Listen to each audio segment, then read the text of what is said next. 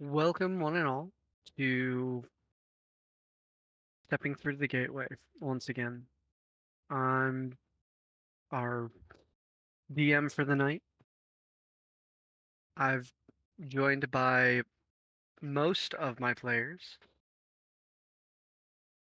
We have not been around for at least a week, so we'll do a little bit of a recap after the sponsorship, or not the sponsorship, the information about uh, the Discord. I So wish we if had you, sponsors. yeah, right? One day, maybe. We'll get there. So, real quick, swapping pages. So, on our Discord, which link below, we have not just this game, but up to 5 games throughout the week currently. Uh, one of which is on Tuesday, being the one where you do need to be part of our uh, Patreon in order to join, but the other ones are all free to join. You just have to join our Discord and ask to take part. If playing like this isn't your thing, but you like forum type based roleplay, we do have that running on our Discord as well. You once again just have to roll up a character with the normal requirements, and we have a way to help advance your character. And then we spring you into the world. Uh, with all of that state. Oh, and please, if you join, talk to us. We are all welcoming. We try to make sure that you have a space, but without without knowing what you want, we can't really help too much. So please help us help you join us and tell these stories. With that, uh, last time the party had finished up around the bonfire that was at the opening of the mountain. They had descended through several different parts of the cavern that took them past some dangers and engaged a small group of illithids, and then they found their way all the way down to the front gate where we left off. With that, The front let's gate that Baron all ran into. let's all take a deep breath. Let the difficulties of our world disappear as you close your eyes and join us on this journey. We're going to descend down into the darkness. And unlike previous times, we're not going to fall through a tapestry sky. We're not even going to fall through a sky. We're going to descend to just behind our party as they've exited this twisted path, this corkscrew cavern, down to this base level. We find them all standing slightly scattered. Perhaps Biren is sprawled, but there is a great dark iron gate that has embossing and reinforcement bands and bolting. The turrets on either side rise up 40, 50 feet and crude but almost sheer walls continue off into the darkness on either side. What really gives these things shape is the cascading orange light that is intense from a point up above these items from the back. Maybe 400 feet back, maybe 400 feet up. I'm sorry, how tall That is the wall? the wall's like 40 feet. Oh, The okay. ceiling where this light is coming from is about 400 feet.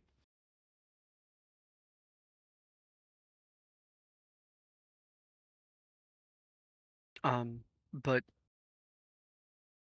this is where we're picking up, where time speeds back to normal course, and where our party gets to react to Biren being so tired that he slid into the door on his heelys.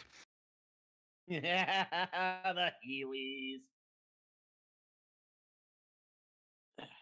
Well, technically they're called derby boots, but They're Heelys. Yeah. they're Heelys, yeah. Hey, Biren is so popular that everyone at work wants a pair of Heelys for their character. I want So the Heelys. you're famous. Nice. Give me the Heelys. Escape my feelings. If you're talking, Austin, you're like really quiet. Hold on. It's probably. Yeah, hold on. He moved his mic. There we go. Hold on. Is that a bit better? A little bit. Okay. Well, I'll adjust in a minute. So does it seem like there's anyone at this gate? There doesn't seem to be anybody out front of the gate. That's not going to be helpful. I mean, I could just run over the wall and open the gate for us. I feel like that's a Go. good way to get shot. Yeah. Just make an introduction like usual. I can pull out my megaphone. We'll try the Everybody, traditional way first, and I'm gonna knock on the gate with my gauntleted arm. Lightfoot readies his bagpipes. Hearing that, we might resort to music to get their attention.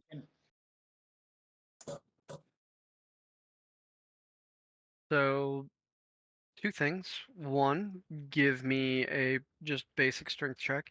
And two, everybody who would like to, please give me a perception check. Basic Ooh. strength check is a 21.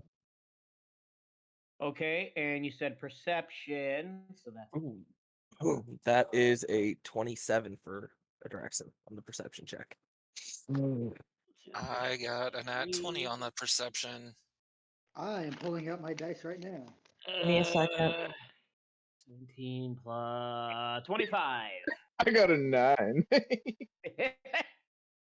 That's a nice door. I got a 13, so I'm right up there with them. Is that door made out of mahogany? I Looks think like it's. I think it's mahogany. Is that made of mahogany? It's metal. 30, 20. Right, I think it's made of mahogany. That's metal, Lightfoot. Nah, that's mahogany. If I've ever seen Mahogany or dark walnut? I want to say dark walnut. It's dark in here. it. I don't know. It could be a cherry. You just Cherry. heard No. the clang of Biren running into it, and you're talking about it being wood. Hey, Okay, maybe it's dark steel. no one said they were bright. His name is Lightfoot, not Brightfoot. And he's a circus folk, Oh. not a scholar. Those of you who rolled below a 15, you're noticing like the immensity of this gate. and you're taking note that there's not a seam on this front gate. Those of you who rolled above a 15, but below a 22, you take notice that there's movement up above you in the two turrets on either side of this gate. There are at least 3 things moving at the top of each of these turrets. You don't see any other movement on the wall. Those of you who got above a 22, you notice that there is a gear on a single side of the one of the turrets that leads to this to the gate itself, and that there is a single rut on the top that kind of arcs over. And you take notice of that there's one figure that is slightly thinner than all of the others that's actually taking a lean out and looking down, waiting to see what you're doing before calling out, seeing that you're not shambling, you're not acting very odd. You have living personality to you. Lightfoot's Oi, doing what really you bad. what you doing in there?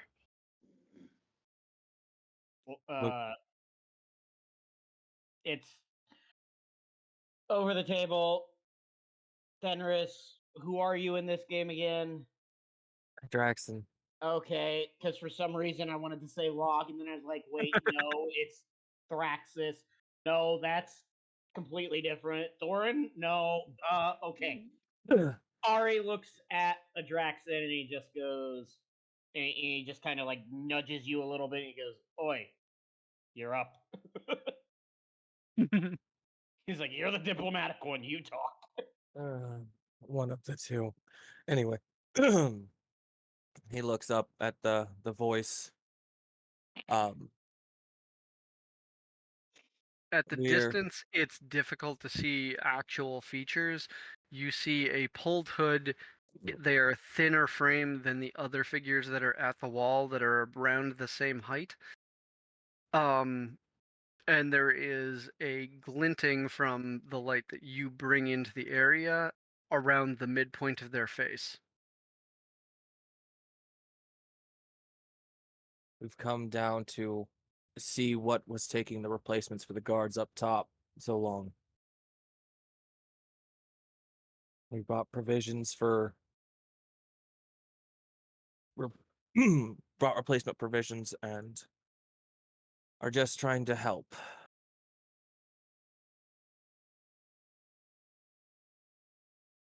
That's It's been a bit since we've seen anyone from up on the surface. What what brought you in? How'd you I get in without infection? We came prepared. Do you know Iroh?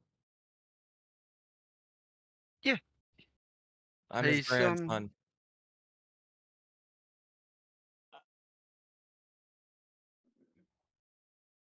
The entire time this conversation is going on, Lightfoot is just staring at the gate wide-eyed, thinking to himself, "This is the biggest gate I've ever did see."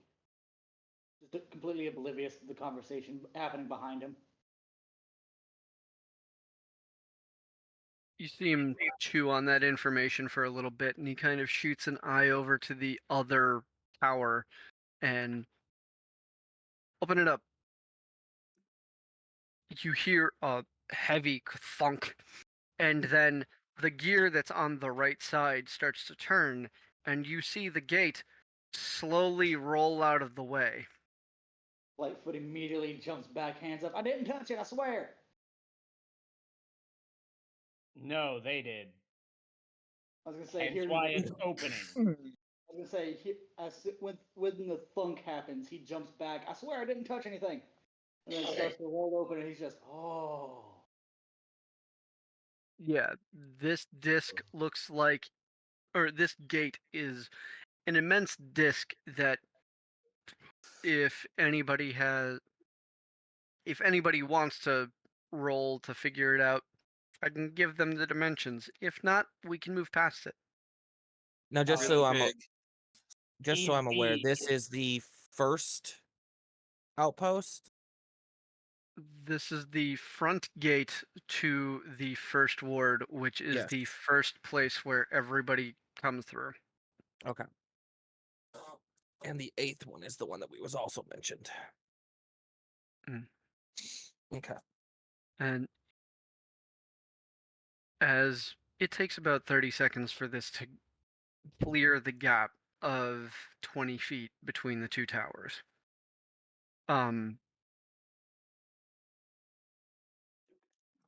You see beyond this gate, there's that very thick archway that still stands above that connects the two towers and was looked like it was where the gate itself was being held. Just under the arch of that, you can see an orange spiky crystal lodged into the ceiling of this cavernous space that is cascading light down below. And looking straight at it, it is almost blinding. As Ari I- just kind of looks at it, he looks at it wrong, and the light just catches him dead in the face, and you just see his ears immediately like wings and just cover his eyes. Like, ah, that hurt. After the gates Like open, Um, the Santa Droxen's fucking gonna step Christmas through. tree. Below that, you see a you see buildings that look almost like normal buildings you would see on the surface. But instead of perfect squares and rectangles and straight angles, most of these buildings in the first district are all round. Some of them are 2 stories tall, some of them are 4, 1. The highest of these buildings you see are maybe 6 stories. Barely high enough to make it to the same height as the towers on the gate.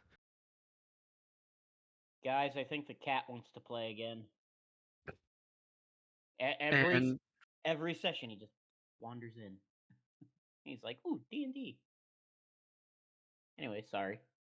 you're good.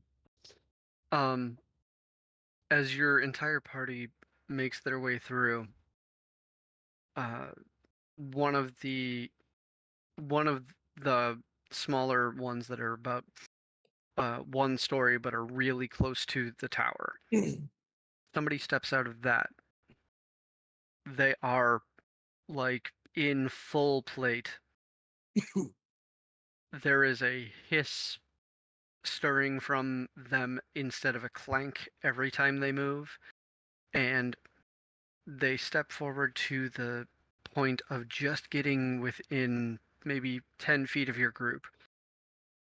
They wave up at the tower, and that giant wheel turns or starts turning back into place to close behind you. The individual in this plate, they are roughly 5 feet tall Oh joy! and Another r- creature I get to just look down at. roughly about 5 feet wide. And they are kind of squared off, similar to the dwarf that you saw upstairs, except kind of taller for obvious reasons. They do not take off their helm. They do not change any of their mannerisms. They're standing quite straight. They're waiting for your group to collect. And you see them take out this uh, this sensor, and they quickly start sparking and light the sensor and stand there, letting the smoke waft over you.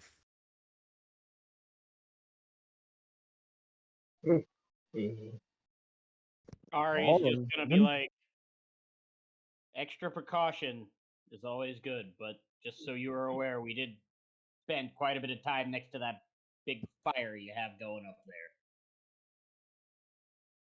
Be true. Don't know what else might have gotten past in any other way. Could have gotten infected by something else. Foot's happily dancing with the smoke. Do you mean the are you referring to the squid face things that were up farther? Because they're dead. Even the fucking Illithid aren't immune to this shit. I've seen one of them explode maybe 30 feet outside that gate. This Fair is enough. just Well, Lithids don't like the sun, so it's not like they went up to the surface. Something had to get to them too. I mean, we watched one explode. You watched dozens of them explode. Yeah. Cousins, yeah. Um, after about 5 minutes, you see him pull a bag over the sensor and everything but the stick, and then cinch it off, almost like a bindle, but it basically quenching the fire so that he doesn't waste the material. And okay, now that we're sure you're not, that if you're infected, you're gonna drop dead in like the next 10 minutes, or you're perfectly safe, that means that you're actually here to help. I heard you yelling something, I couldn't make it out. Can you say again? We've brought provisions and stuff. My grandfather instructed things that you guys might need for the different wards. We brought the He delicacy of tacos. kind of looks between most of you and goes, "No offense, but how did you bring provisions? There's like 10 of you and there's no cart." It would be Magic easier door. to see than to explain. Baron pulls out the bell. Ding! And gets his taco. You have And no idea. Ari just goes, Offers it to the guy. my friend, with magic, all things are possible. And we have a door. Magic is Lightfoot looks at Ari when he says we have a door, and then looks to our friend in plate mail. Kind of, I guess you can kind of say when one door closes, another door opens. And then he gives kind of like that cheesy circus grin. he doesn't finish the thought of after he starts saying magic is, and then just kind of, so are you here to drop off a small amount somewhere, or are you here for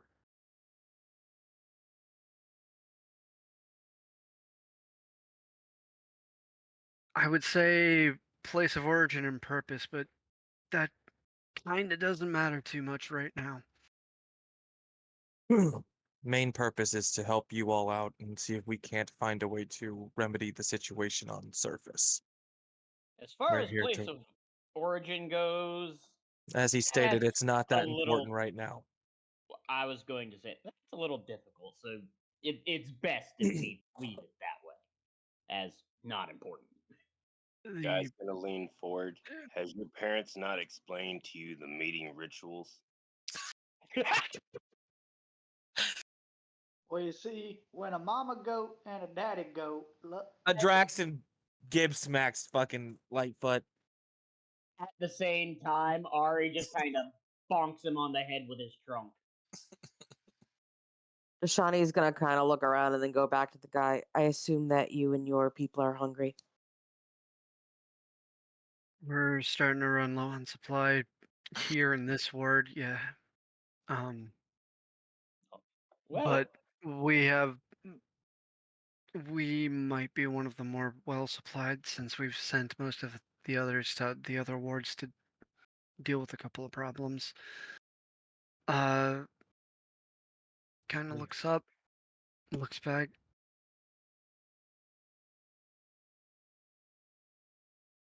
I didn't. So, you're here to resupply us. You're here to help. Are you dropping off small amount here and small amount in other places, or are you? How We've did? What would be most helpful to you?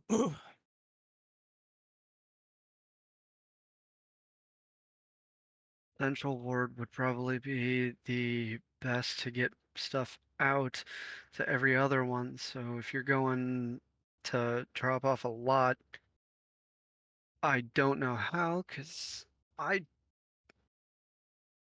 he seems hesitant with magic.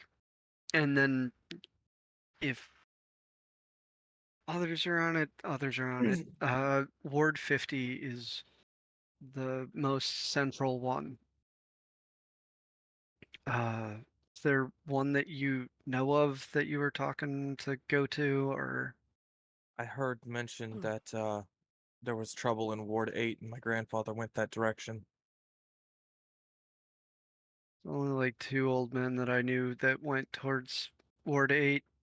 That was 2 days ago, 3 days ago.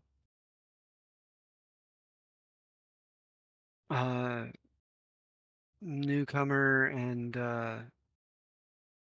retired captain of that ward's guard. A newcomer, more than likely. Haven't heard that he's moved on to anywhere else, but he's definitely been helping here and there. Ari just kind of looks to Adraxon and goes, "Well, looks like we know where we're going." Couple places. Anything else you need to declare before heading? Is there what can you guys use? I brought plenty of stuff, so I can drop off something here to get you guys through. Also, the guards up top are hitting their limit. I don't know when you guys were planning on sending somebody. They said it's been about a day past when you guys were supposed to change out. We were we were about to send a couple of people up to at least resupply them.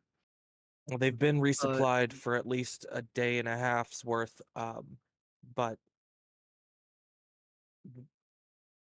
they're getting battle weary.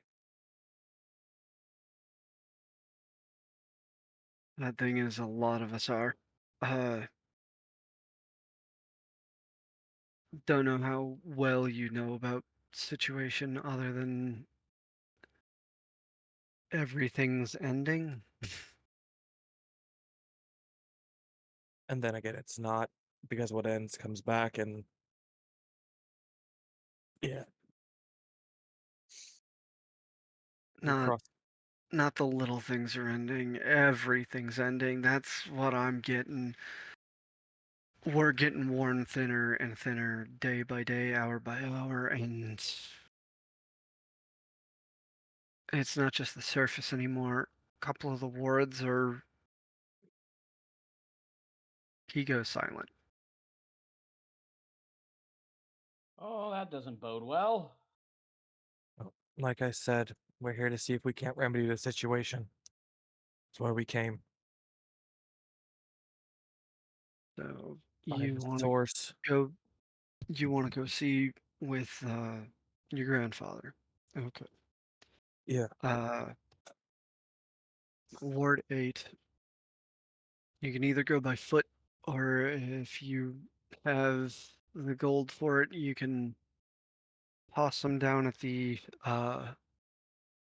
stable for a ferry over.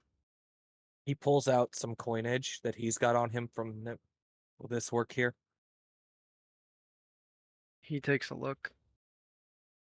Ah, doesn't matter. The seal, gold's gold. Perfect. Are the streets big enough for a carriage? I mean, they're big enough for a worm, so why wouldn't they be big enough for carriage? Biren just pulls out the carriage and starts putting it together. Viren, No, you spent a lot of the time on the surface powering that thing. You sure you don't want to look into another mean of transport before you tire yourself out even further?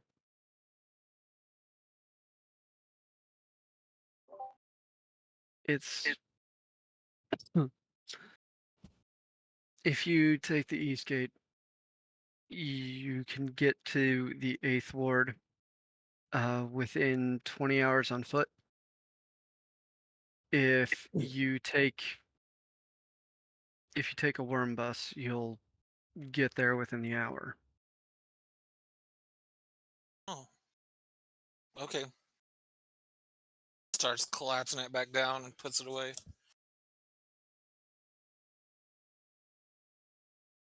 I was about to say, uh, Lightfoot would have actively kind of chimed in at the moment of asking if when he was asking if he wants to actually take the risk of tiring himself out. Lightfoot would have chimed in about how he can still do his animal change. Well, save it. He looks back to the gentleman. We'll head that way. If you're hitting the Do you stable, it's 2 blocks that way. It's the tallest building. When you go in, you go down a floor. do you have a spot that I can drop some stuff off for you all here and those above?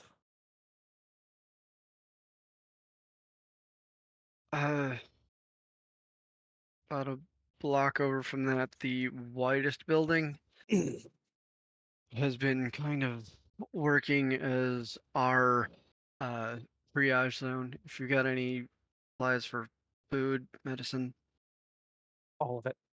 we Got actually have some good water supply. But Okay.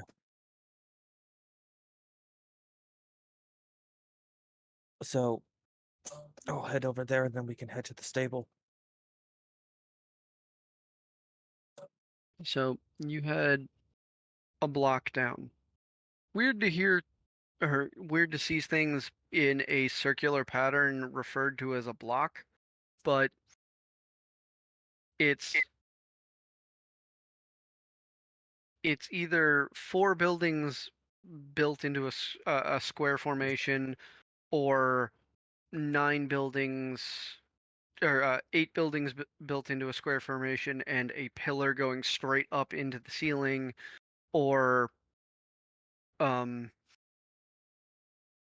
it's variations of larger and smaller circles that are in formations that look like squares from above. When you get a block down, you can see the large circle that he was talking about. It's a 1-story building, but it is a block onto itself. I'll head that direction. And while I'm walking, I'll take the helm. And wow, are the streets weird? Are people on the streets, or is it kind of just clear? There's very light foot traffic. The streets aren't dead, but um they're not as heavily trafficked as you would expect for a large town, a small city. Okay, so I'm gonna But go ahead.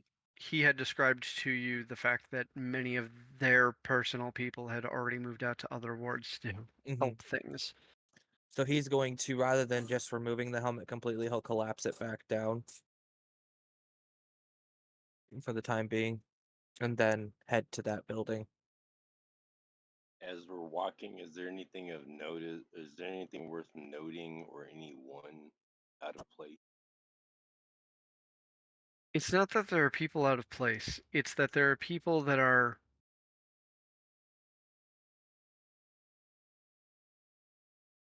most people have seen war movies out of game where people have been in that zone for years, months. It's the first days of war that put you into shock. There are some people that still haven't come out of that. It may not be a war, but it is a true pandemic where they didn't have the time to hole up correctly. And people have seen some shit in ways that they never thought they would. There's some people that are kind of clustered and like not talking, but like these are familiar faces and I can keep an eye on them and I can know that if something's going wrong, I can inform someone. And they can do the same for me. And you see small clusters of people just outside some of these buildings. Some of these buildings look like they, as round as they are, they're still, some of them are just homes.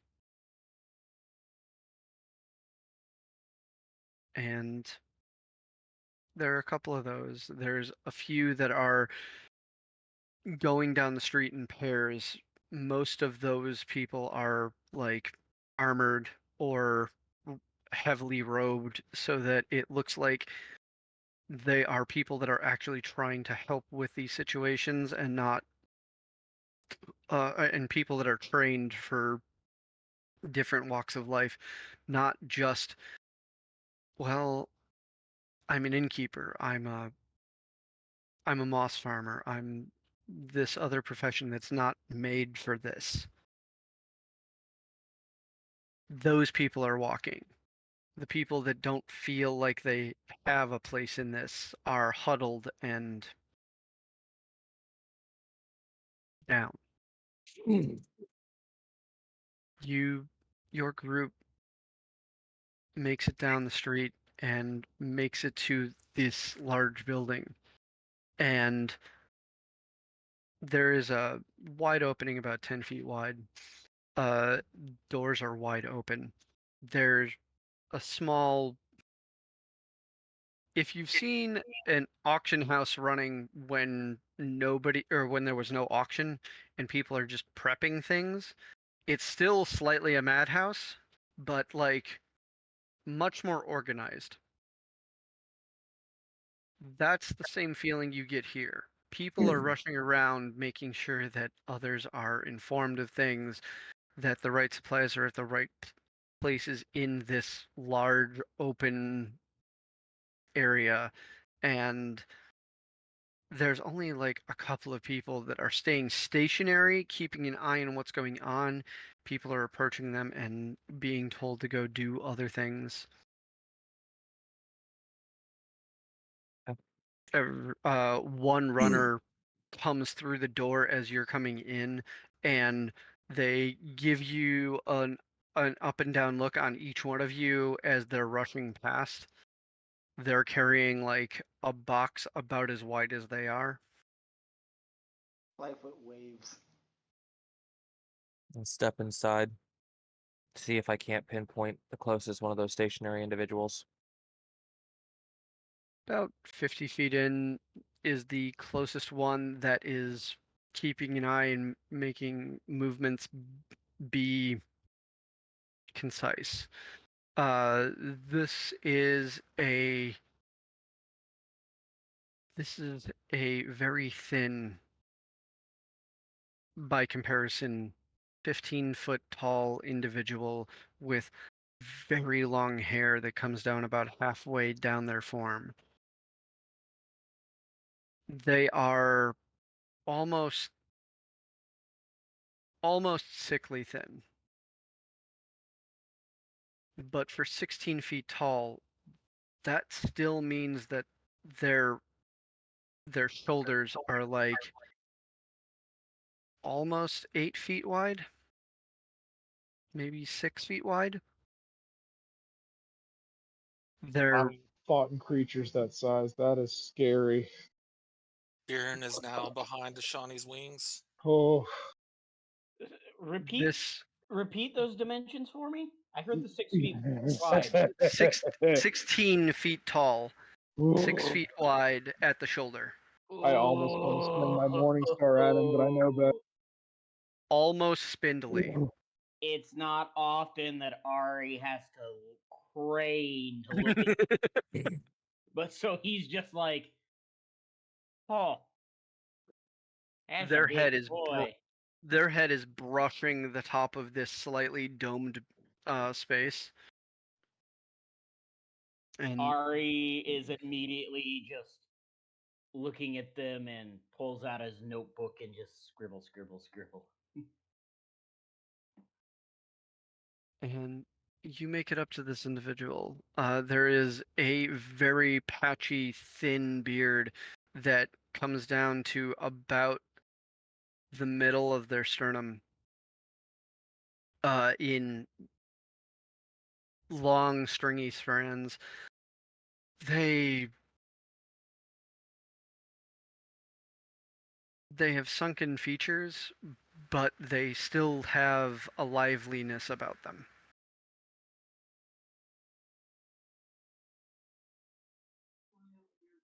Excuse me. The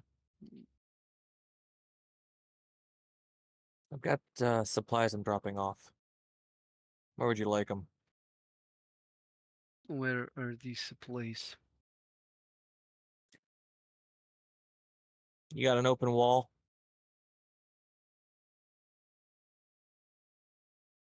Mm, there. He'll walk. How open you need? Mm, what is that door? Like 5 by 5? 10 by 10. Oh, 10 by 10. 10 by 10 square. May need to push some of other supplies off to the side. Not a problem. He'll walk over to there, create the opening that he needs, pull out the chalk, draw the door on the wall, pull the door handle, attach it, open the door. The creature that you were just talking to was expecting something more along the lines of single crate, not doorway. This is odd. He he smirks, Look steps super inside, excited. comes back out with 2 of the food crates, sets them down, and a set of um 10 canisters of the medicine. We were told Never you got. had someone deliver door before. Well, the door's not for you. What's in the crates and the canisters are.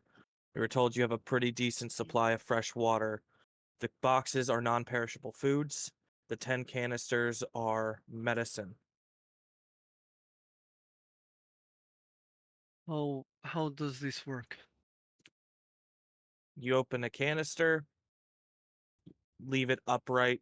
You can pour out the medicine as you need the dosage. You tip it, it all floods out. Hmm.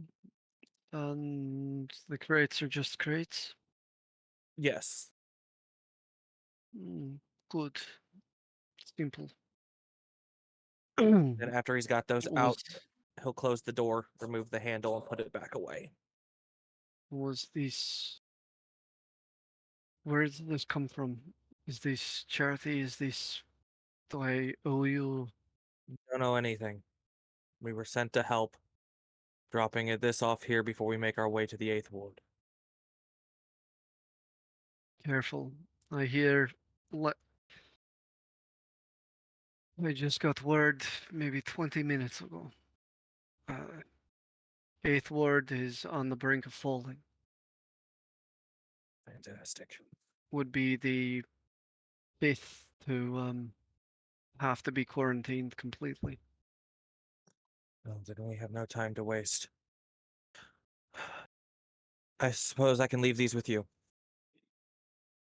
Duh. Okay. I'll have them stored in the same space and we'll use them as needed. Awesome. Thank you. You're welcome. Hang in there. Can't wait for my shift to be over so I can get some fucking sleep, but I'll hang in. Head out. Now, if I'm understanding what we've been told so far, the entrance we came in through from the caves, that is the first place that people come into. Is that the only entrance into this system? No, that is the only entrance on this ward from the outside, though. Okay. Okay. Then we'll make our way to However, keep in mind, it was a 40-foot wall and a several 100-foot ceiling. Yeah, that's not a very big wall. As everybody's filing, as everybody's mean- walking away from the big guy, Lightfoot would look up to him, probably looking like a literal just rock on the ground. Kind of plays a jaunty little doot on his bagpipe before catching up with the others. Just trying to help maybe lift some spirits if you can for a sec.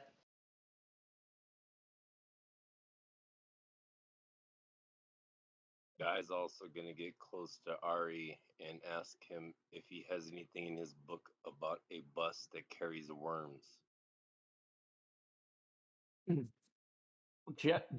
Just for, shits and giggles.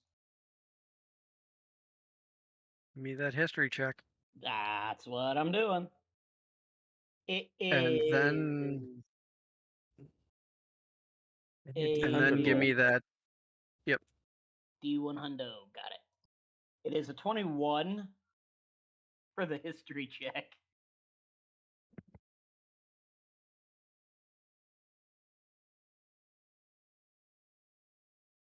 And then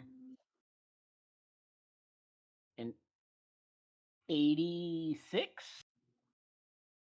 Okay. Give me one moment.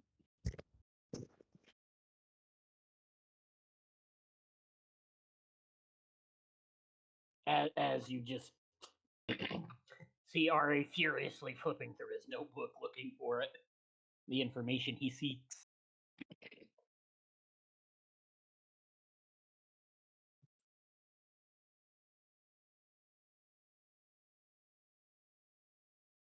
A guy's seen some things, but y'all are opening his eyes up to a whole new experience.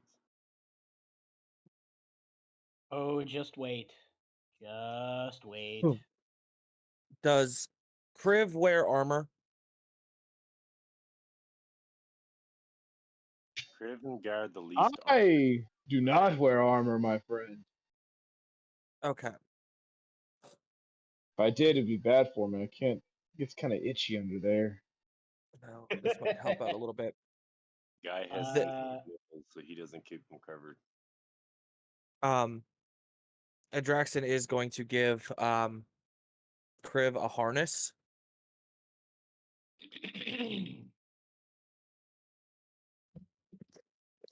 Is he Sorry just about that. gonna be pulling us places then? No. While they're walking to the stable, Adraxon is going to give Kriv the climbing harness. Oh. So Thank you. So you can put that in your inventory because I'm not using it currently, and it's something you can find on D&D Beyond. Perfect. Thank you. So you have not in your time heard of a worm bus before? But if you'd like, go ahead and give me an intelligence check, straight up intelligence check. Straight up intelligence? Yep. Okay.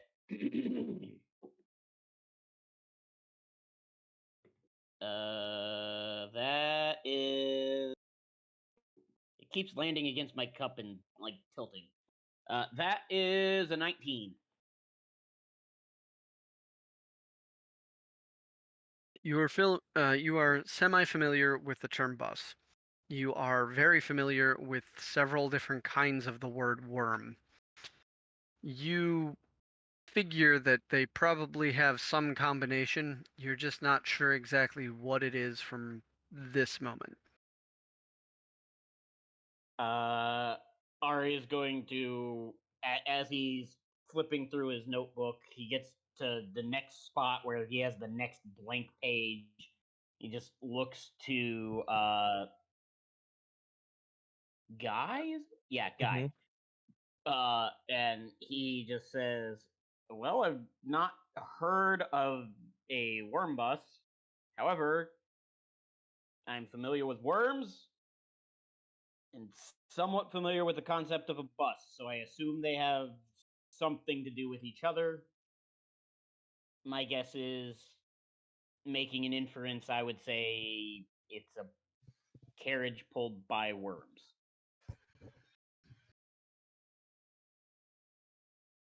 And we're talking WYRN, not WORN, right? Correct. Okay. That was over the table and more for myself. Lightfoot actually chimes in. Oh. I rolled for his nature check. I got a nat 1. Now, how in the hell are little ass wiggly worms supposed to be pulling any kind of cart? We use that as bait. The worms I believe they're talking about are going to be using you as bait if you're not careful. Ari just kind of looks at Adraxin and goes, I mean, we can take the careful out of that and do that. String him out in front of the worm to make it go faster. Yep. When he hears that the worm might use him as bait, there's just like that cartoon. There's just like that cartoon look at camera. You know, what? Look on his face for a second. Just, oh god. Ari quickly I goes used to a blank page in his notebook, makes a quick little doodle, and holds the book in front of Lightfoot at face level and says, "These are what we're talking about." And you see a picture of a red dragon youngling, essentially. Oh no, that's just much fucking worse. Deshani This can discussion. feel the fear can from see it. behind her. like light for a split second for that sentence, Lightfoot's voice seems to lack the twang as he actively says, well, now that's just a lot worse. I mean, that's terrifying.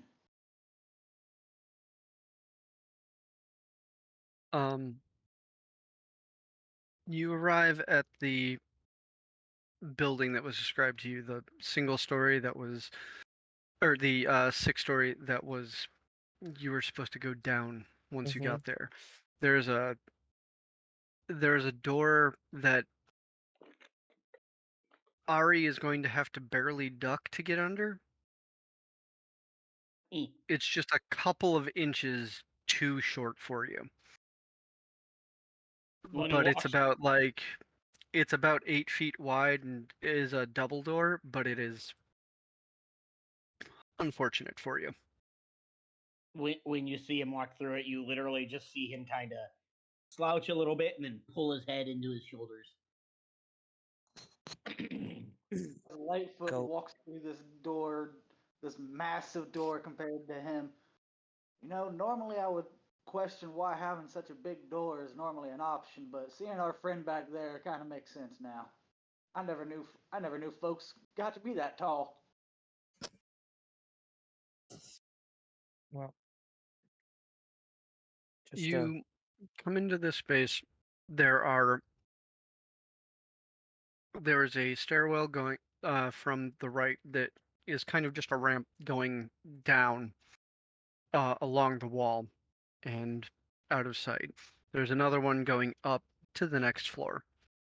There is a single bar sort of desk, and there is a absolutely frazzled, just there's a shock of red hair that just seems to be sobbing on the desk.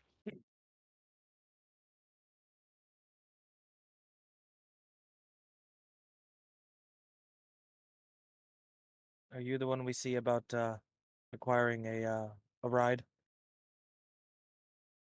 You see a small stubby arm sweep the hair back as they stand up.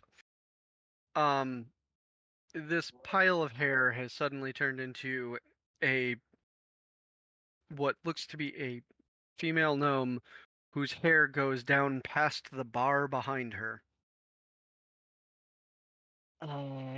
Yeah, that's BB.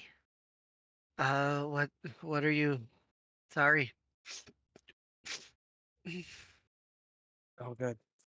I need Ari's going to pull out a kerchief from one of his many pockets and just kind of nimbly hand it to her and be like, "You look like you could use this." If that's just for a load, you should keep it. Just, I've got plenty. I came back to just for a load. He, as she takes the kerchief and blows her nose, and it just kind of gets soggy as she just drops it off the back end of the of the Gross. she blows into this thing for like a solid minute and then just drops it off the back because it has gotten heavy. I need passage for this whole group to the 8th ward.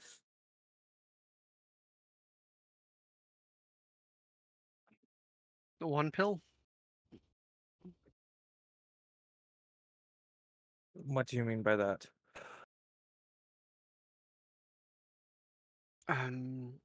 Right, surface. One carriage worth? Yes. Okay, I can do that. Um, That'll be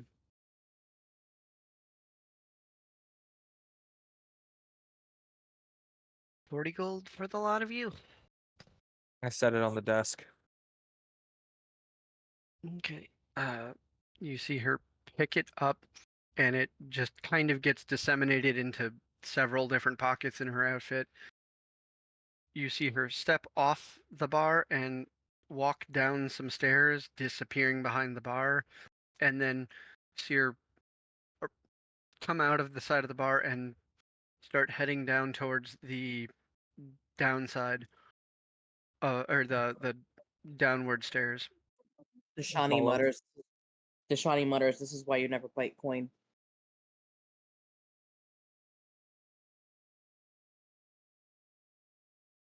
So you you come down to this landing following her.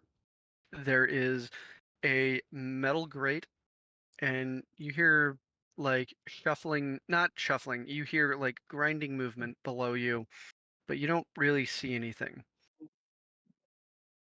And along the different parts of the wall, you see large, they're like pills. It's cylindrical with an open or with a door in one end and a capsule like other end. And you see bright blue ones, a couple of bright yellow ones, and a couple of bright red ones. Which word were you planning on going to? 8th. Uh, third yellow one. Very well. Guys, gonna pipe up before we leave. Why are you crying, and why does your nose run worse than a leaky faucet? I've been crying because everyone in my family has been closed off in one of the wards that just fell yesterday. Ari is then upon hearing this answer is just gonna kind of look to a Draxon with a questioning of should we add that to the list?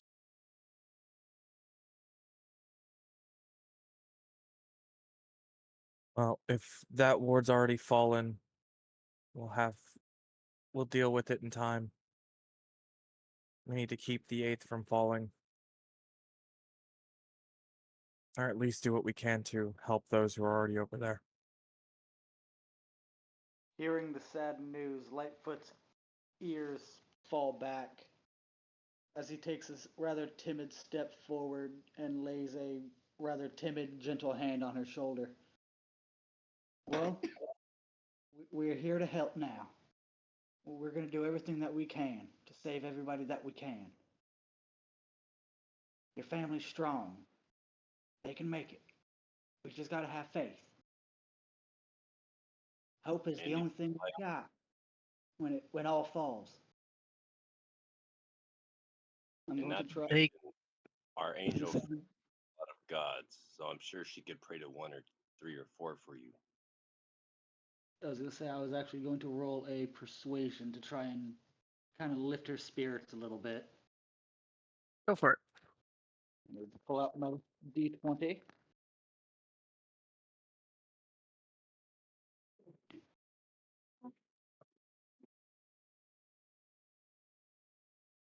An 18 on the die with a plus 11. It's a 29 persuasion.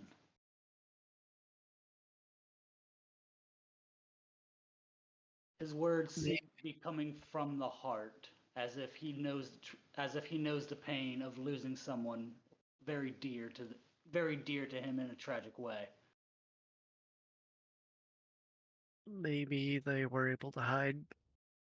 Maybe they have time, but in a ward that's been collapsed off, I don't know how somebody's going to get in to help.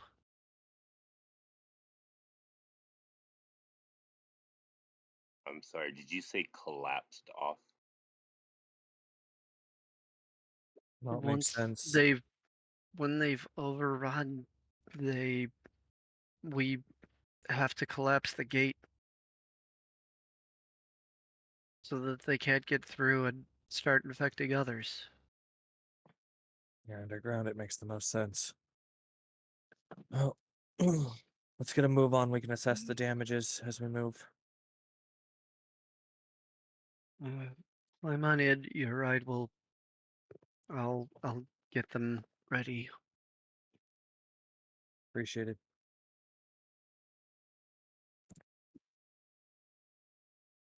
I'm into the 3rd yellow pill. Would would you hear the first thud? Don't open the door. When you hear the second thud, then you can. You just don't want to deal with it. Fair enough. And you see her go over to a very small set of stairs and goes down below under the grating.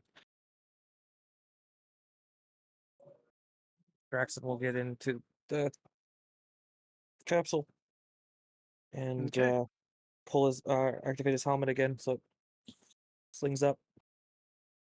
There are two benches that run the length of the inside of this capsule.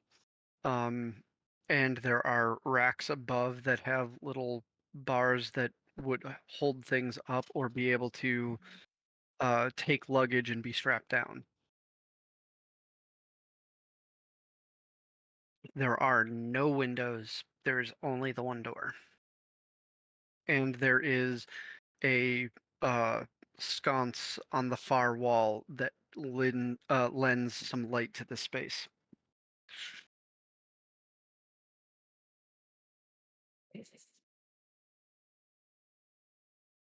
As each of you get in, who closes the door? I will. Outside, it's a simple handle. Inside, there's a wheel. Oh.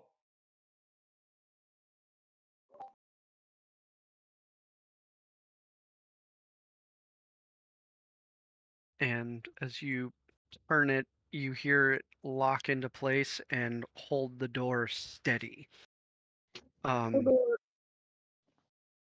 About 2 minutes go by before you hear the first.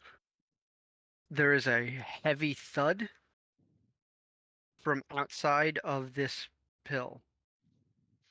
And then you hear sloshing, and then it is just light groaning for about an hour. If you would like, we can have some conversation during the trip, or you can sit in very disturbing silence.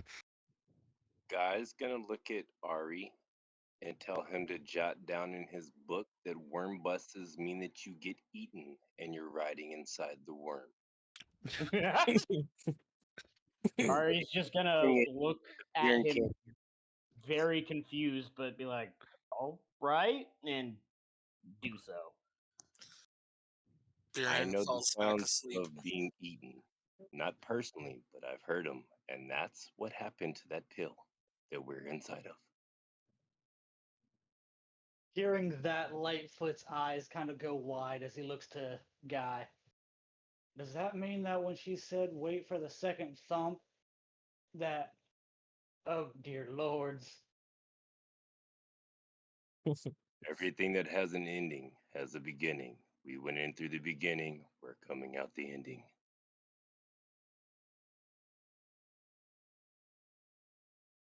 I've heard some real shitty forms of travel, but this is just ridiculous, y'all.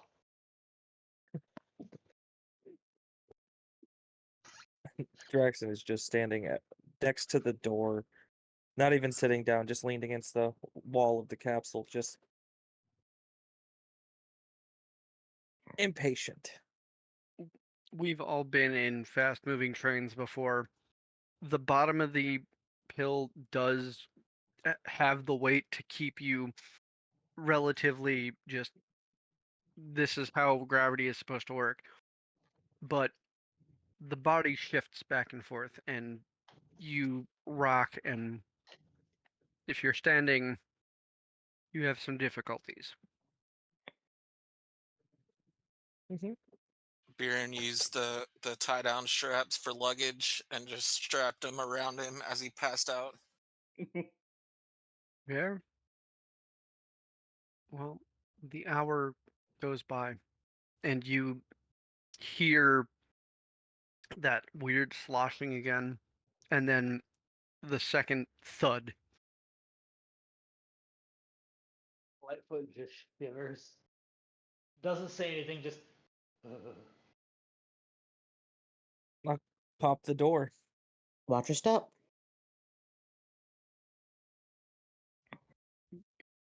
Not for combat. Give me an initiative roll. Just Everyone him or or all of us? Anybody who's looking out the door. Ooh, that is a natural 20 21. for an 22. outcome of 20. For an outcome of 24. I got a 10. 15. Biren is still asleep.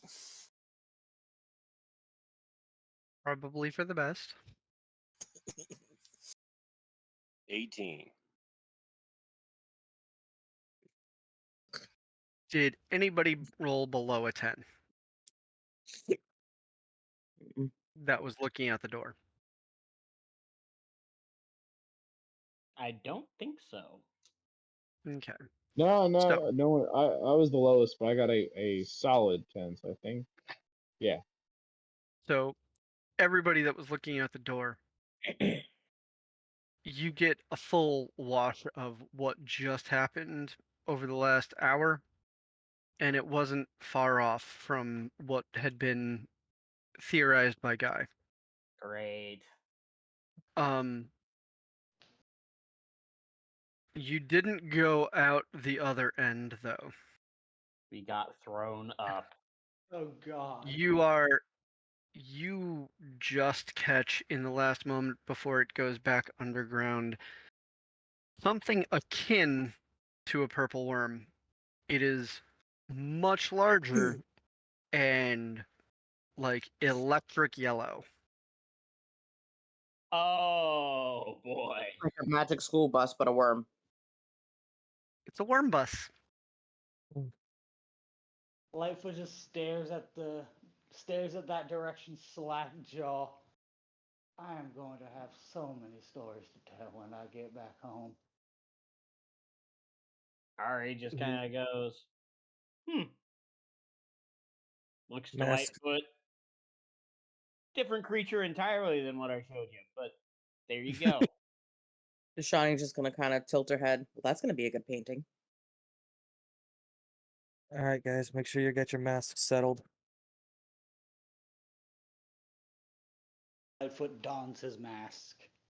Mm-hmm. Hearing is snoring up in the luggage. Ari's never came off, and he goes and just says, "Who's taking him?" Him? I can take him. He seems fine to me. Right. Should we wake him first, or I'll wake him. okay? Let's wait until we see what's Wakey up wakey. before we wake him. We need him around. Wake the boy up. The last thing we want is him startled awake. He doesn't have Fair enough. Mm-hmm.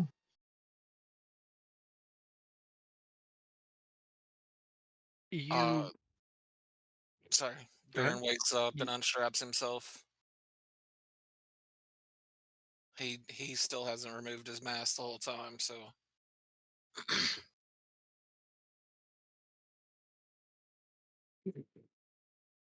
are we here? I Seems that believe way. so. Or somewhere.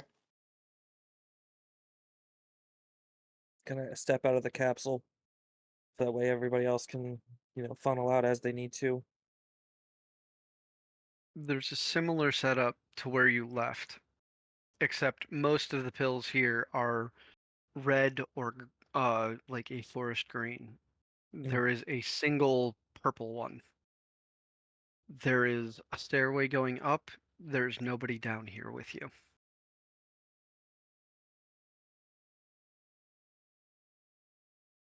Guessing we should probably go up. Yeah. So we'll ascend the stairs. You come up to a similar first floor of the station house. There's that single bar, the ramp you're coming up, and the ramp that goes up to the next floor, and the entryway that is a similar size. The person at the desk here looks to be a taller version of Lightfoot. They are they look like they're ready to go on an adventure, but are stuck bored behind the desk. Shawnee's gonna look at Lightfoot and say, "Is that your brother Earl?" Hold on. I'm going to look at this person. What do I roll to determine if it's someone I might have met? Please tell me you got the Uh, reference. that would be a Got the reference. history check for personal memory.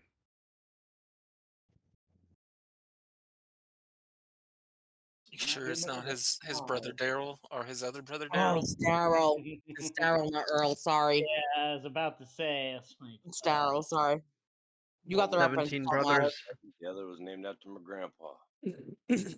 Earl. Not getting it with a Daryl. 5. He looks at the other satyr. Nah, that don't look like anybody I know, but it's nice to see another one of my kind.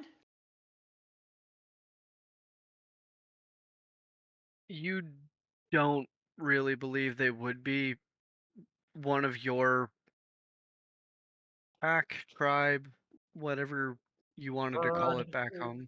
His herd. Because yes, they have a very goat-like features, but their legs are built like a Clydesdale. They are their foot is almost as big as like your pelvis. Oh God. So is it? It must be It from the higher mountain ranges. if we compare him in size to Lightfoot, he's like 3 or 4 feet taller. Um, let me check a thing.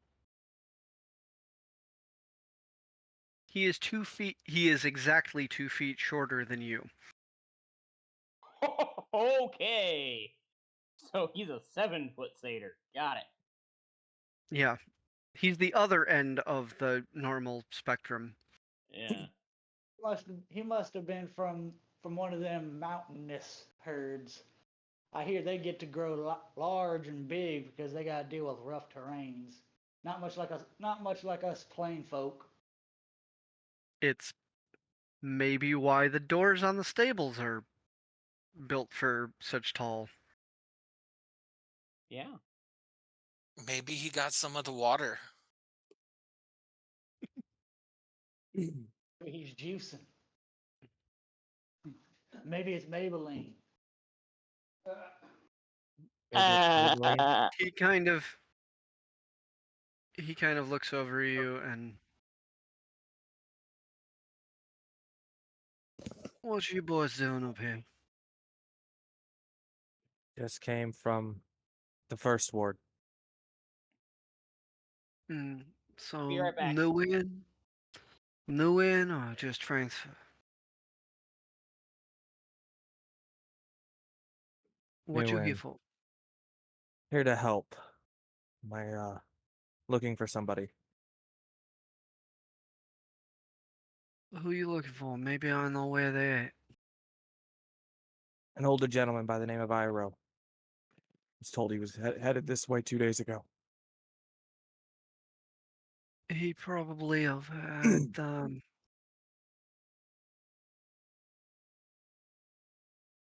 nobody's come in a couple day. Maybe It's probably in the rough of it. check 2 blocks that way. See if anybody knows. He came through here too. Maybe he can. Maybe he can point you where you can help. Also, if you see anybody who's shambling this way, give me a shout. I don't want to have to deal with that. Certainly don't want to have to deal with a stable full of them. I'll give you a heads up. Try to take care of it as cleanly as possible. Thank you much. Mm-hmm. No, you'll go on your way. Yep. So step out of the stable and head 2 blocks in the direction that he pointed us in. Wait, shouldn't we ask him where to drop off supplies as well? I'm assuming that's where we're dropping off wherever his uncle is. Oh. Or his grandfather, I mean. His grandfather. You just said uncle because of Iro. Yep. But you head through. There is much less light here. There's no central place where light descends from. Instead, there are spheres affixed to the center of the tops of each of the buildings, and most of them are giving off currently a very they're giving off a blue light that is trying to fill the space. The problem with blue light at night is it also lowers your dark vision. So you will be able to see in color, but your dark vision is going to be halved. Shauna, you want to hit me? Hit you? Yeah, not that way. I'm guessing he wants light on his blade. Oh. Yeah, I'll cast light.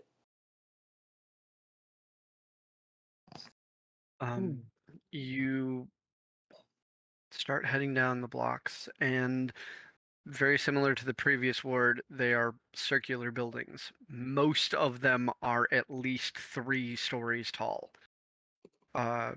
The ceiling here descends into darkness that you cannot see. But you go those 2 blocks. There are people that are moving in not just pairs, but like squads of 6 up or down these streets on the edges so that there's space in the center. You see carts of supplies that have been broken and toppled. You hear the moans that you heard up above earlier today when you were fighting at the opening. Same moans. And you find a similar building to the one that you had visited first in the first ward. There are once again several individuals that are pointing people, but it's the same organized madhouse. Things stacked on the side, some bunks set up for sleeping, people running messages, things like that. It is just, whereas if the volume was on a 3 at the previous building, it's turned up to 11 here. There isn't a frail giant standing close to the door for you to see. There is the closest person there.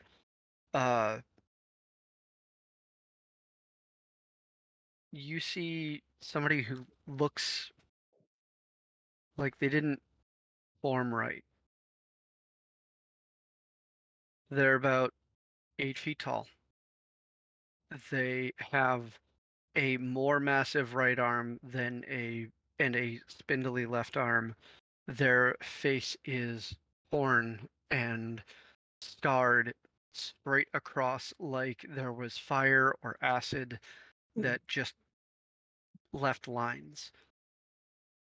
They are wrapped in different shades of brown and black, but it's not really tailored clothing. It's more like they're making tunics and uh, robes out of just sheets of cloth.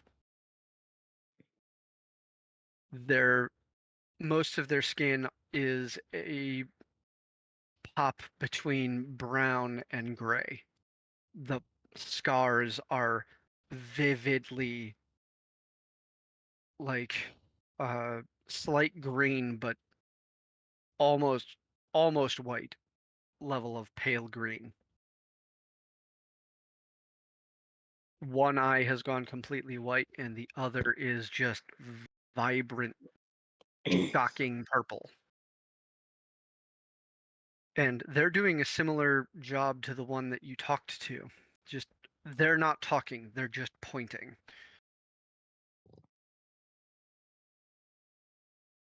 Scan the area. Do I see any sign of? Give me a perception check.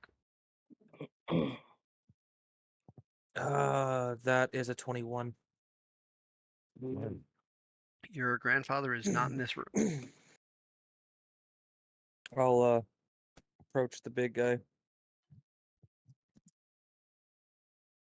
He looks at you. I'm looking for somebody. I was told that you might know where to point me in the direction of. Older. There's a sound like somebody inhaling their words instead of exhaling them. And it's, who are you looking for? You don't hear it outside of your head. And you only hear it because it is coming straight to you when he's staring at you. Okay. He looks up at him. Older, elvish gentleman. Goes by the name of Iro. Should have come through here 2 days ago. Or at least shown up here 2 days ago, from what I was told. Tormy, You've can been high I enough. understand any Go of ahead. this? Would I be to understand the exchange? Are you currently connected to a Draxon for your... I've touched with all of them. Then yes, you also hear the thing. Okay. You Okay, hear that inhale of the voice. I'm back. Okay. What did I miss? They got instructions. They're at the other collection point in this ward. They do not spot Iro, and they're currently talking to a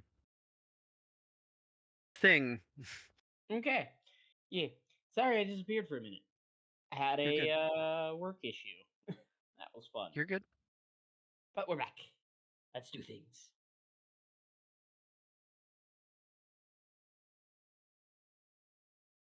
Okay, so I'm Uh, eavesdropping. Your perception is good enough.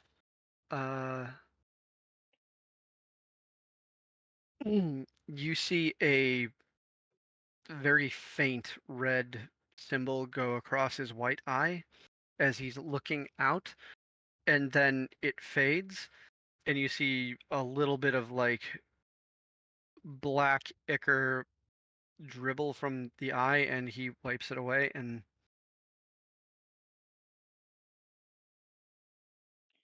the same Um, voice is about a block that way. He's leading a group of 5, now 4. Uh, he's doing fine. The others are not. If you're here to back him up, go now. If you're here to help us, how are you helping? Draxon takes out knowing Biren's the fastest one, takes out the chalk and the doorknob and throws it to Biren. Or hands it to Biren. 2 crates, 10 medicine, 10 water, and he just out the door. Oh. Okay. Guy's gonna pull his goggles down and run out the door behind him. Hopes to he'll be able to kill something as well. Lightfoot kind of does that Follow. cartoon, hikes his trousers up, and follows out the door.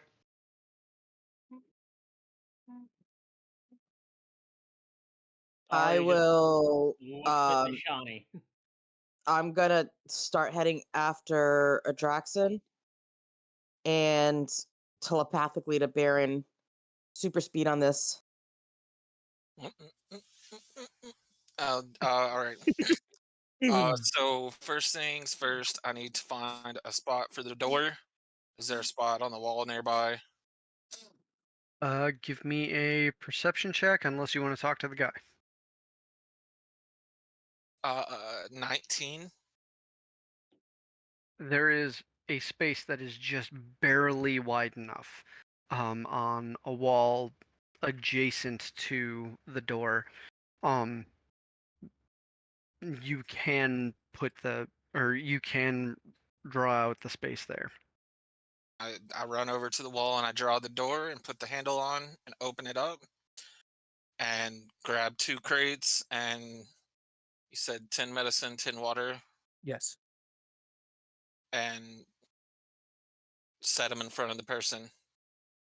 Medicine, food, water.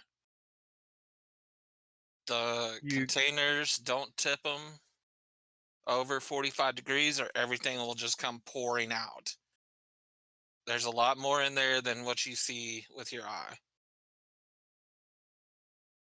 you get that same inside your head inhale instead of exhale sound of thank you.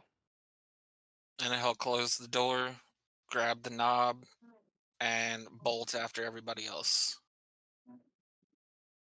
About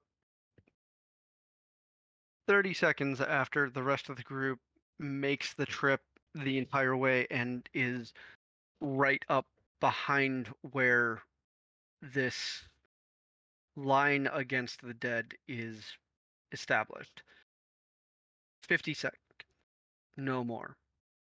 It took you guys about 30 seconds to get there at your normal your normal hustling pace. What you see is 2 men on the left side holding their own with full shields and spears and similar tactical gear from up above.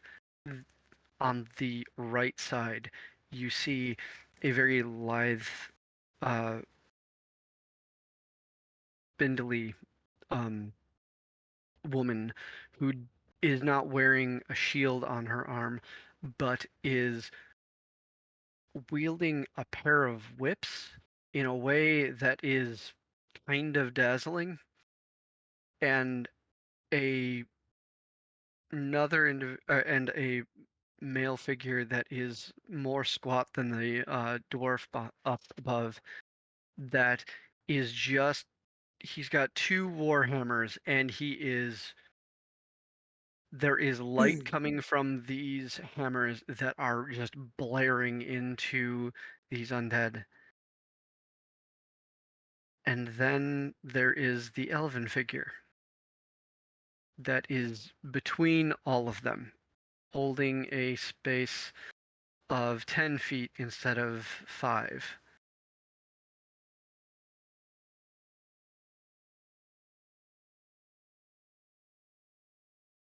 This man looks very frail.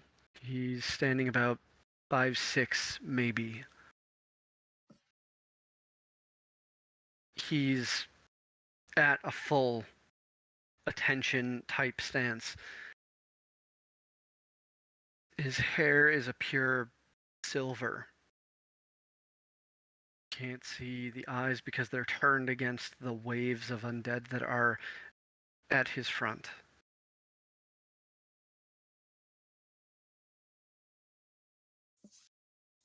There is a set of armor that he wears where there is a metallic head of a bird on one side and the metallic tail of the bird on the other across his shoulders.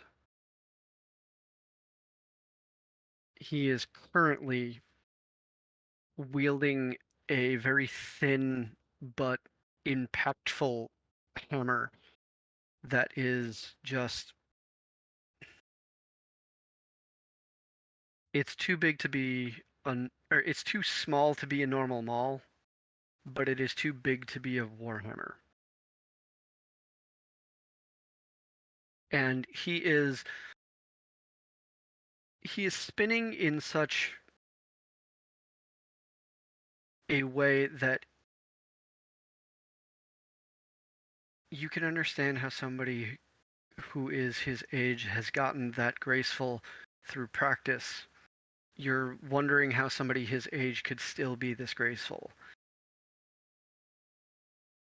With one arc, his hammer comes up, taking one of these undead and flinging them into their own crowd, knocking down others. And as he comes back down with it, he reduces another of the dead to the ground, headless. He then spins and sweeps his feet, one of his feet underneath one, taking it to the ground, and as he comes back up, he golf swings them up into the crowd as well. Ooh. I would like an initiative roll from all of you. Bjorn, please also give me an initiative roll. You're going to start either you are going to start about 5 rounds in, or 3 rounds if you are doing it from range at the a block away. That's a nat 20 for 22 for me. 22 for me. 12. 19 for Lightfoot. Damn, I got a 21. I'm sorry, I stepped away for a second. What are we rolling? Initiative. I kind of figured that. And We're roll- apparently you're starting either 5 rounds in or 3 rounds 3 if rounds. you do everything at range from a block away. I will immediately run up the side of a nearby building, the tallest one. That way I To get- have Yep. Overwatch. Overwatch? I didn't realize we were playing video games. No, but being able to snipe without being able to be attacked is a huge thing. So Thank I'm you, gonna Fenris, do. for getting my joke. Oh, I need to roll initiative. Sorry. I'm going to go from the top down, like several of our favorite other games do. So 25 to 20. Hold Yep. on, where's the initiative again? Shit. 22 22. for Adraxon and Deshani. Okay. What's your dexterity modifier? Beats. It is. He has higher initiative than I do. Mm. I think he's Your initiative beats your initiative is 7 plus whatever you rolled. Was that a D? 20. 20. D20. Come on, Beats. This isn't your first rodeo. It's been 2 weeks, y'all. Got me lost. I'm sorry. 19, 20, um, 26. Damn. Okay. And I think I heard somebody say 21 at some point. yeah, Kriv. that was Kriv. Okay. 20 to 15. That would be Baron with a 19. And I Lightfoot with a believe 19. and I Ari. definitely have the higher dexterity. Yep. I've got you. Ari got a 12.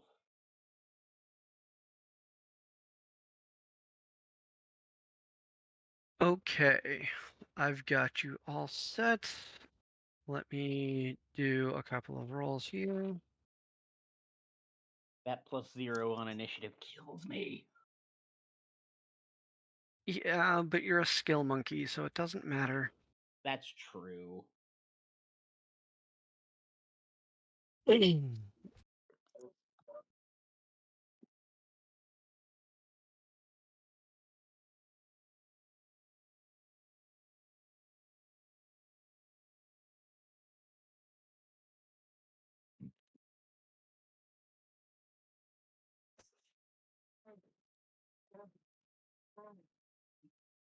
By the way, Torby, something I wanted to ask you, and I totally spaced it earlier.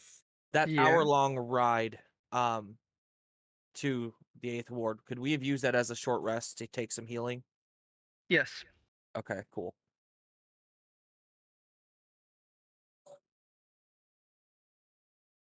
Yay! I don't know if that's gonna do anything for me, but hey, we'll see.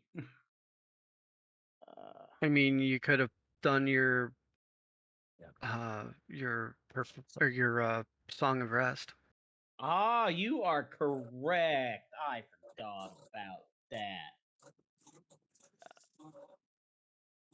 So yeah, while that would have taken effect during our little short rest thing, everyone else will get a extra 1d6 because Perfect. It puts to me at y'all would have 20. heard me.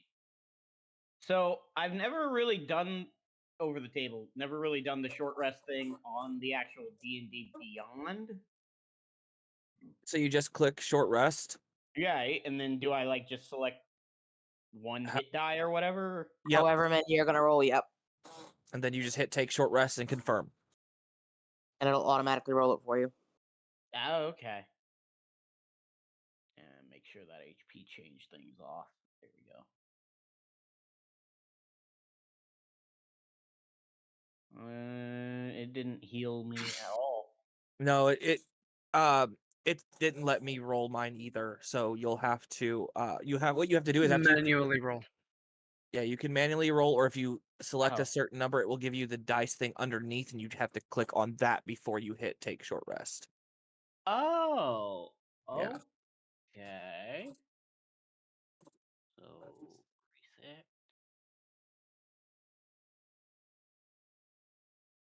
If you're already at max with the song, does it go into temp? No, that's only if the Shawnee heals. All right. I just wanted to make sure Or because I no, can't remember all of it. that's different campaign. Different campaign. Oh, So I heal technically for 8. While people are figuring things out, I'm going to run real quick. Be right back.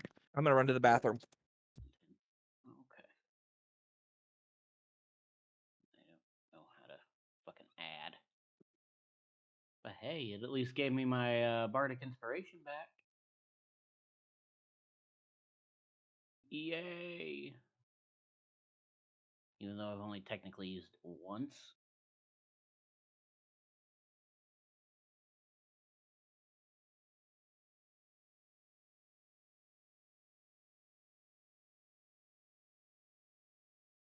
Ooh.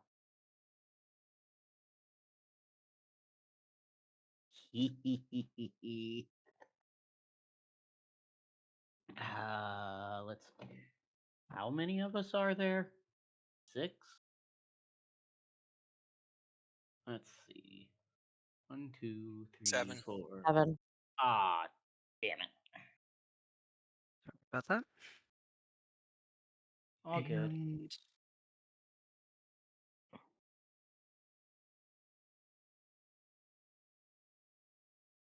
And Well, technically, I won't need it.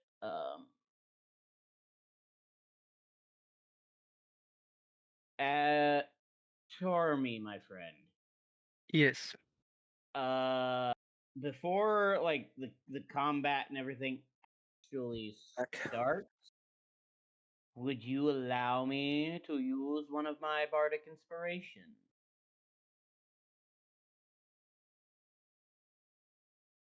you can do that in your setup round. Awesome. Good deal. As you were, I will put it this way: you can use it only on your current allies before reaching that line, or you can wait until your turn and use it while they're also able to be affected. I'm only using it on my current allies, so Okay. as Ari runs up, he essentially, pulls out his megaphone to make sure Biren can hear him. Because I'm using 2 of my feats. True Inspiration and Resonating Inspiration. And what I'm doing is, like I said earlier in the day, Serby, you're gonna hear it's raining tacos. in a nice, lively little jig to just pep everyone's spirit. So, all of you, besides myself, because it only goes up to 6, get inspiration. And because of my resonating inspiration, it grants. Okay, you're gonna have to explain how this one works, Tormy. Grants my proficiency bonus to the die. So is it my normal bardic die plus my proficiency? Yes. 1 sec. Where are you? Which thing are you reading? Resonating inspiration.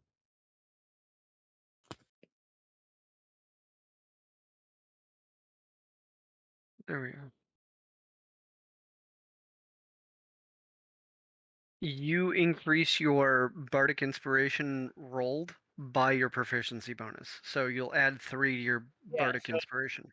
So everyone gets a D8 plus.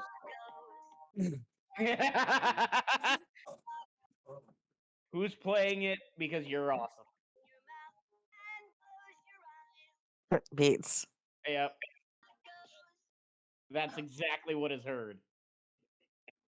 I had to do Lightfoot it. starts diddling on his fucking or doodling on his keyboard.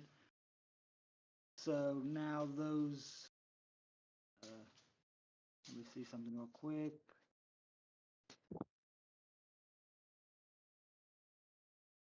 Okay. So yeah, just in case we don't use them for right now, we still have those bardic inspirations until the music is turned off. Also, just to verify, with your brightly colored ghillie suit, does that automatically mean if before they see us, we have stealth bonus? If you are rolling stealth within 10 feet of him, you have advantage. Okay, just double check. If you decide not to roll stealth, you have your natural stealth. Um, Now, question: what's would it D8 for? extend the Inspiration. Bardic inspiration. He's giving one to everybody. So, he rolled bardic inspiration and whatever the other inspiration was. No, his one allows him to give his bardic inspiration to everybody, and then the other one allows him to, when you roll your D8 from his bardic inspiration, you add 3 to it. That's what I want. Okay. Yep. Yeah, so when you use up the inspiration I gave you, Dutchy, it's a 1d8 plus 3. Lightfoot is actually would Lightfoot be able to, as kind of in a setup round, be able to use his mantle of inspiration? Tormy.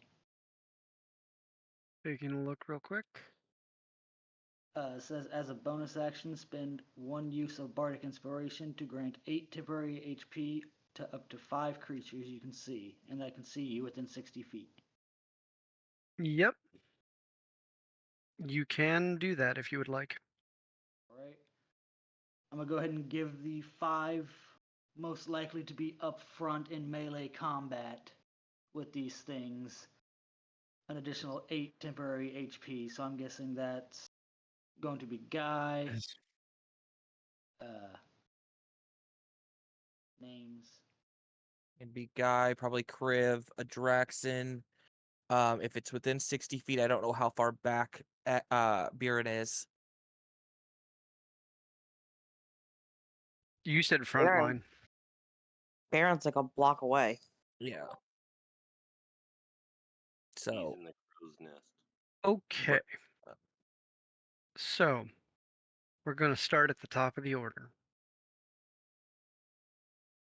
You've seen this display in front of you about 30 feet ahead of these 5 people holding this street.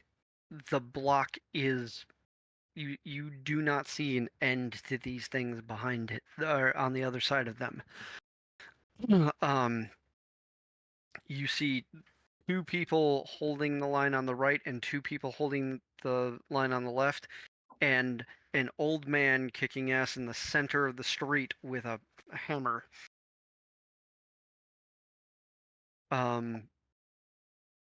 Guy, you are first up.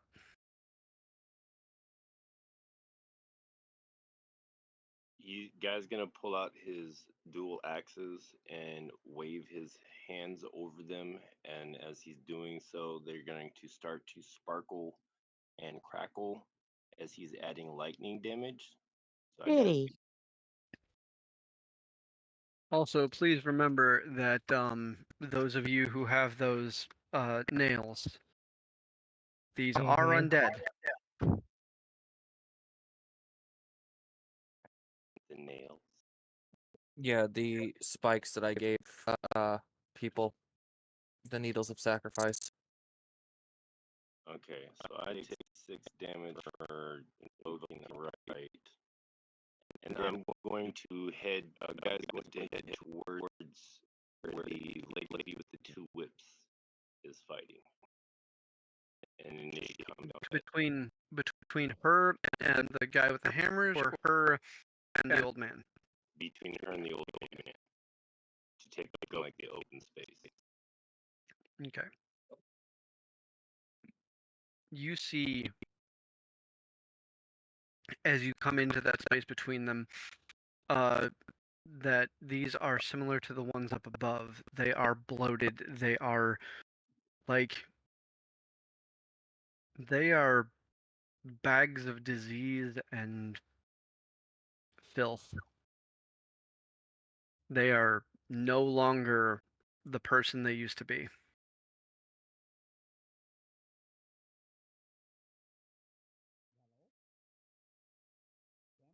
There's a sea of moaning ahead of you.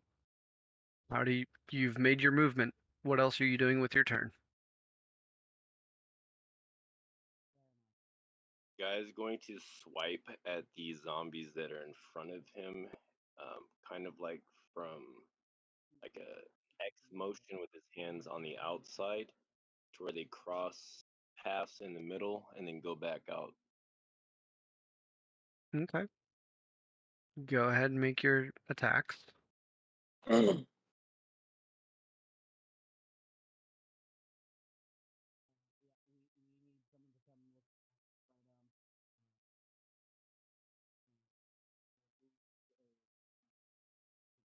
That.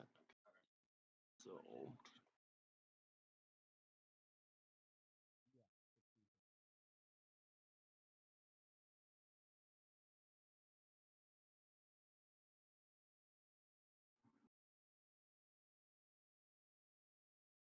that's the damage. What do you roll to see if you for the hit? Oh, never mind. I see it. I rolled it backwards. 25 to hit and 9 Hits. damage on the first and 8 on the second. Plus, oh yeah, they also take with lightning damage. It's 8d6. Wait, 8d6? That's what it said online. If you want to verify that for me. No, your right damage should be your um You should be doing 1d6 with every attack. Even when you add the bonus of it being a elemental it's not attack. it's Or not no? a lightning spell. It's just a lightning element, right, that you're using on your weapons. Gotcha. Okay. So then it'd still be the same attack, the same damage, just the damage is different because it's lightning. No, it's an additional d6 on top of your weapon damage Okay, for every gotcha. weapon strike.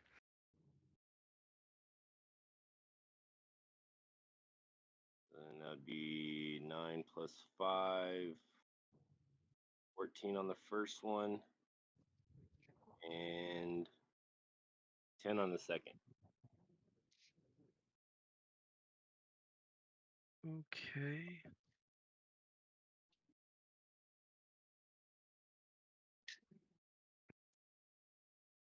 Your first arm comes because of the amount that got put out and the fact that I believe you have one of the Are you one of the ones that have the...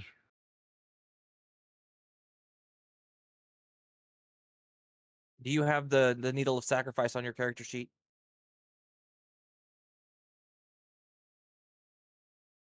I don't see it. Yeah, I don't see it either. It might be on Cribs. I He wrote may. down everything you gave me, and I don't think I took one of those. Okay.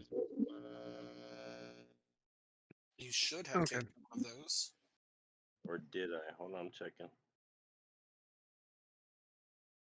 I don't see it on your sheet, but you may have just forgot to put it on there. Could have.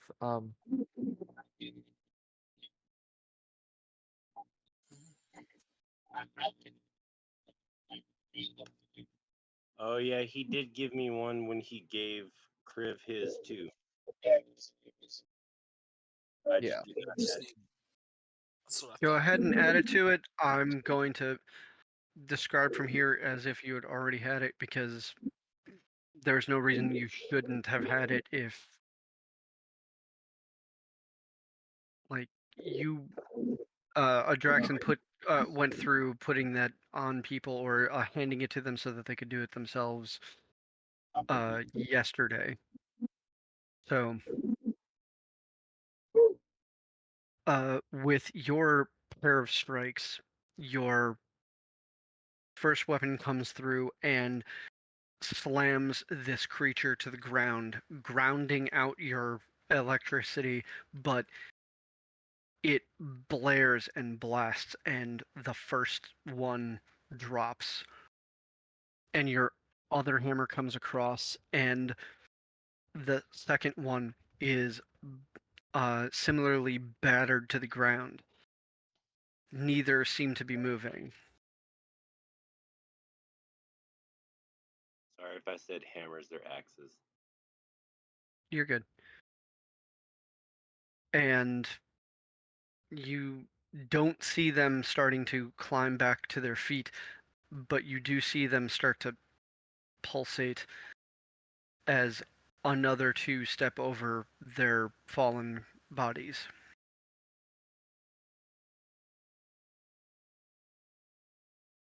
Next up is Deshani.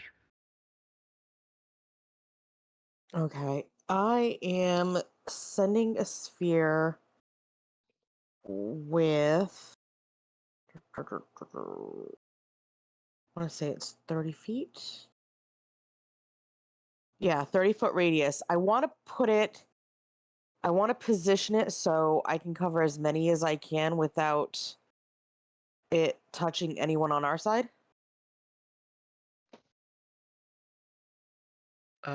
Which sphere? It is sickening radiance. Dim greenish light spreads within a 30-foot radius. Sphere centered on a point you choose within range. The light spreads around corners and it lasts until the spell ends. Okay.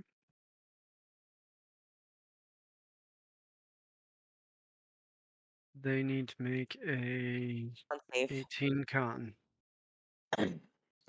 Actually roll this. I'm just going to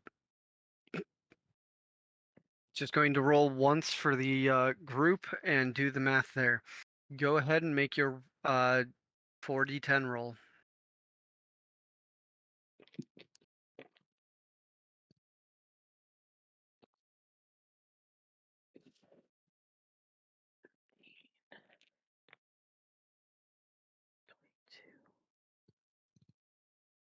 So that's 28 points of radiant damage.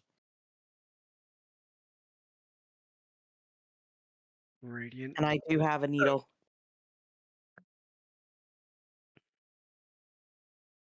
So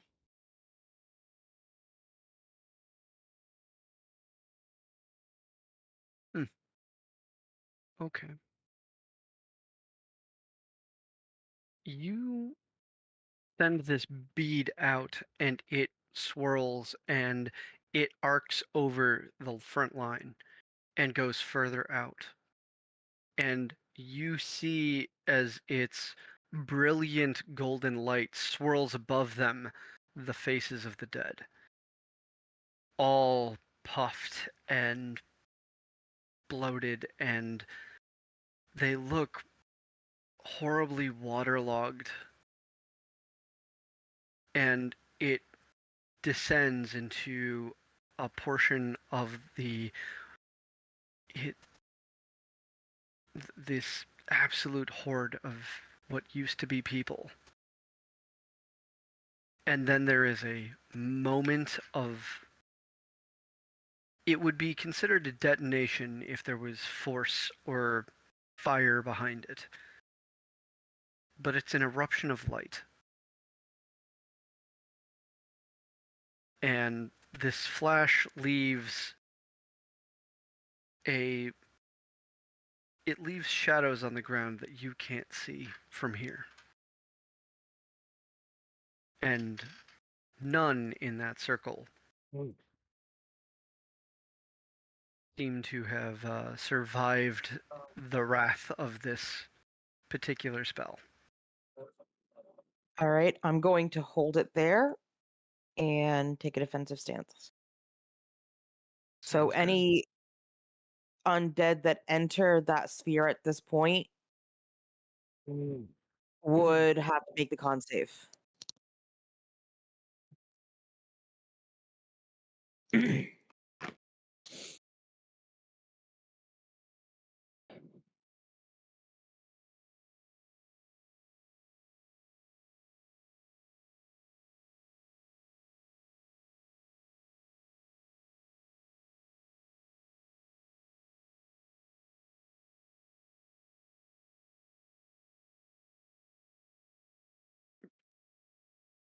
Okay. Next up is a Draxon. Okay, so you said this front line is 30 feet from us? Yep. Okay. So I am going to move up dead center. So right next to your grandfather. Well, not exactly right next to him, within 10 feet of him, side by side. Blade is so I need to make sure I'm doing this correctly before I make any mistakes. The blade is already glistening with frost on it because I have not taken a long rest yet, so I can't change the thing. But need to make sure. Is there anything? Bonus section. That would be on the weapon itself, or only armor itself.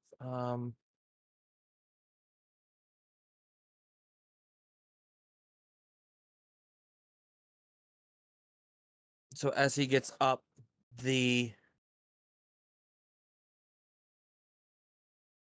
blade held out to his side, he is going to make a sweep at the ones in front of him, aiming for one of them or multiple of them with his 3 attacks. And let's see anything in particular with the blade. And this is going to be all right.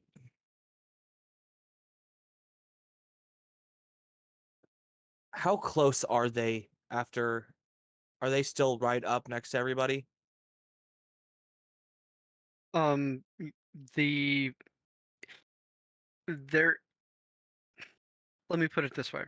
There are blocks of or there are the street is completely lined with these creatures that you cannot see the end of because of the lighting and everything. And then they stop right where your grandfather and these fighters have been holding the line by themselves. So Only 5 of them have been holding this at bay on this street. okay, so they're within range for me not to need to extend. Hmm. Okay, that's what I was going for. All right, first attack. Like I said, we're making this a. Basically, if you are standing right behind your grandfather, you can hit the people right in front of him. Oh no, I'm gonna move up to the side because there's a thick little thing I want to attempt. Well, that's a crit. That's a 19, and with my new thing, that's a crit. So let's see. That's the D8 for that. That's the not the D10. This is the D10. And where's the other D10? There. So that is.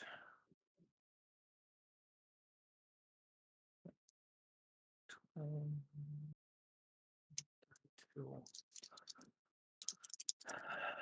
32.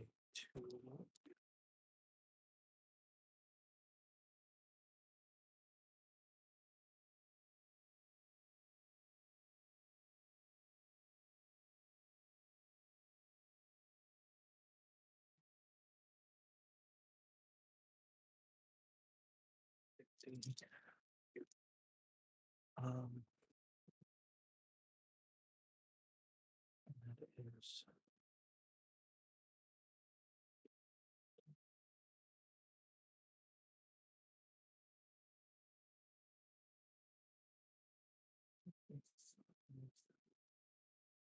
And 8.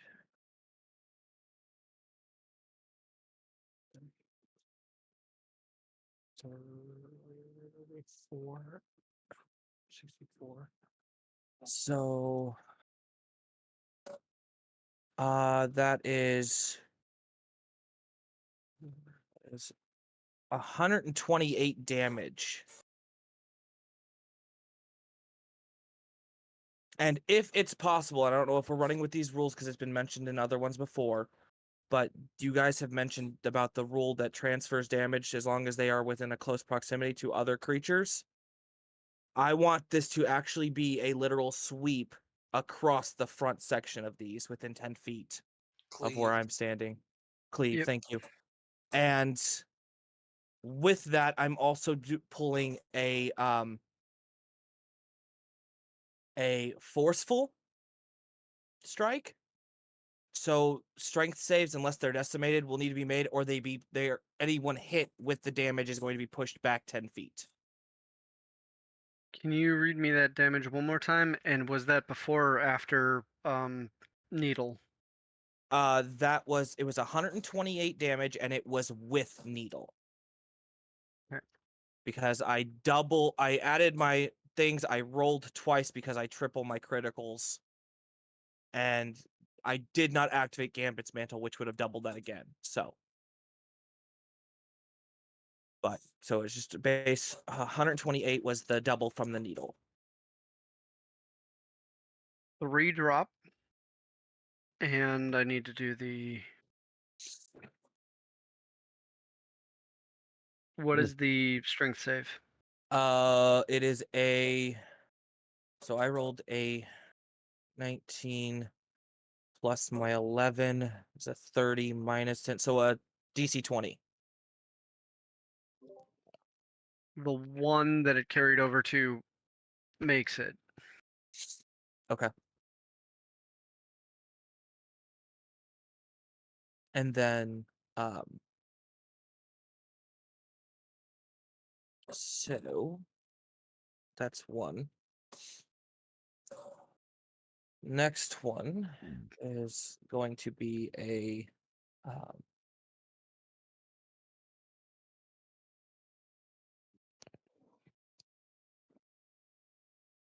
we're gonna do a great weapon strike. Okay.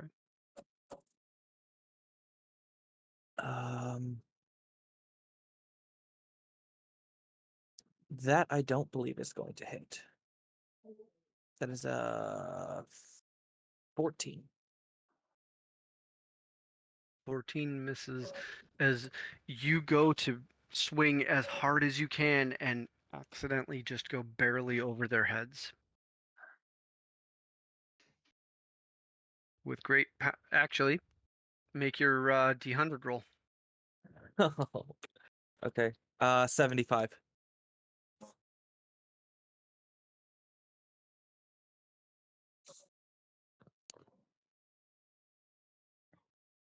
You know, even more reason for you to take chances. Yeah. And then the last of the 3 main hits is also going to be a great weapon strike. That is a.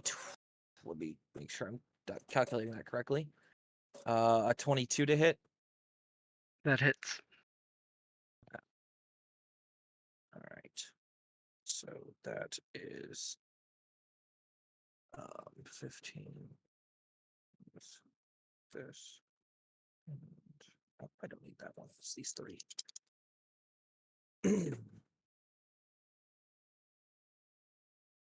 That one. So.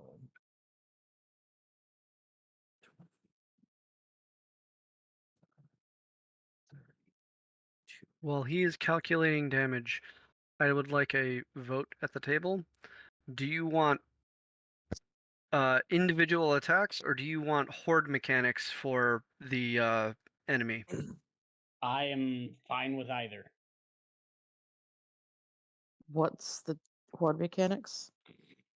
Horde mechanics is I roll a single d20 for the entire wave, and if they exceed your armor, you take that much, or you take the difference in hit points if you are in melee with them. So if we The- had an armor class of 20 and they rolled a 25, we would take 5 points of damage. Correct. And then if we're doing individual rolls, I'm rolling a lot more often, and each one of them gets 2 attacks, and then the I would. Let, possibility of crits. yeah, I let's keep it simple. yeah, I was gonna say for Yeah.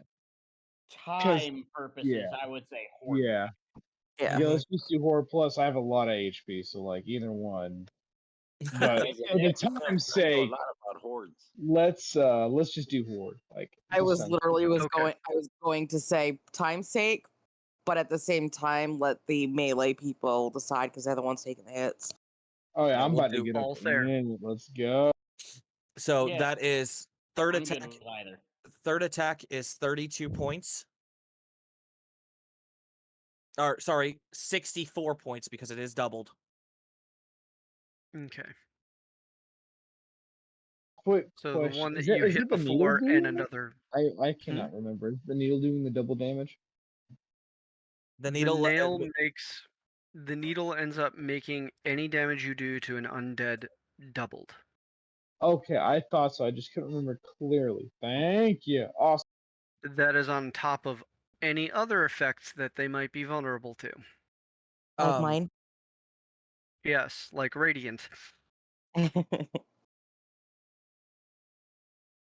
Tormy. Also, Yes. the one that took cleave damage from the critical Mm-hmm. is under the effect of bloody. And so until it is healed, it will take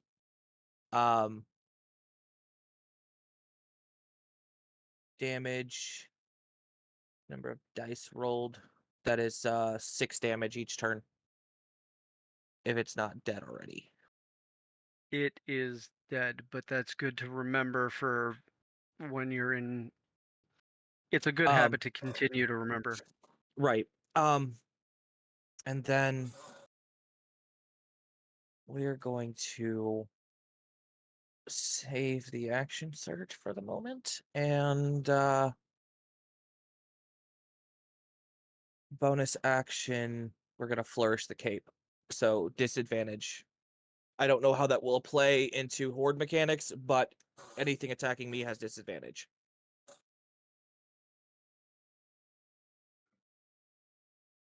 Okay. Next up is Kriv. I was waiting for this. All right. So how about you say what 10 feet to the front line of these things? So you guys stopped about 30 feet behind what was the front line. Oh, The front line is right up against them, so you can move up into the same group with them and then do what you want. Yeah, because or I've got 40 5 feet of feet behind movement. or 10 feet. So no, I will pull up with the front line to add support. And the first undead thing I see, I will roll 27 to hit. But actually, before I do hit, before Congratulations, you you know what, this crit. was. Oh my gosh.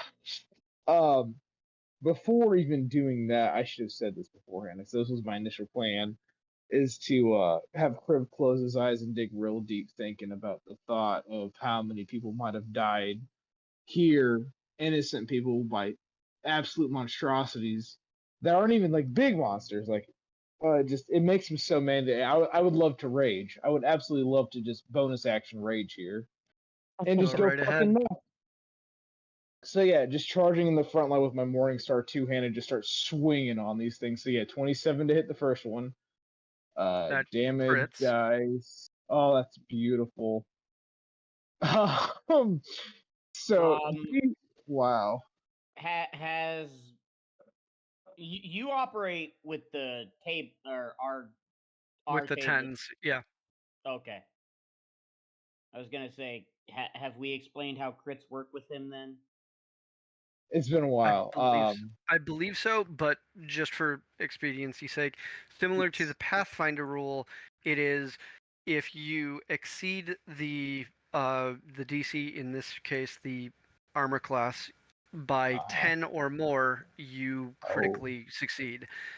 oh, Vice versa, if you end up failing by 10 or more, you critically fail. mhm, Oh, cool. I Okay. was referring to how we calculate damage. Oh, that part? Yeah. With crits here, you automatically get the full die for, like, so in your case, a regular morning star, you would get a regular d8. So Yeah. you automatically get 8, and then you roll again and you add that. There it's that is called a heroic crit in most of the society, in most of the uh society. Right. So Right. we like heroic crits where it's guaranteed that you're going to do more than a basic attack ever would.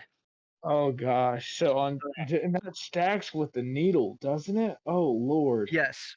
So I'll total up your damage Oh. from your crit, which would be whatever you rolled plus 8 plus your modifier Plus eight Plus plus your one. rage. So plus your rage yeah, bonus. yeah, that's a lot of damage. 8 plus Yeah. another 8, 16. Where's the modifier? Yeah, right Your there. strength Oh my mod is god. 5. Plus rage, I Yeah, believe, is 3 at this point. yeah, yeah. Oh my gosh, that's over 20 damage.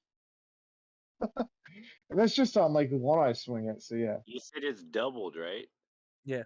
Yep. Oh So that shit, should be all of like it's 104 damage. yeah, it's like all doubled, right? Oh my gosh. I'm swinging for the fences here. So 8. Yeah, Would 8 would you turn to 16. And I rolled for another 8. Here's my question. Because of the way that this is happening, do you want Mm-hmm. to do a cinematic thing or do you want to just do a mechanical thing? Let's do cinematic. Let's go for that. That sounds awesome.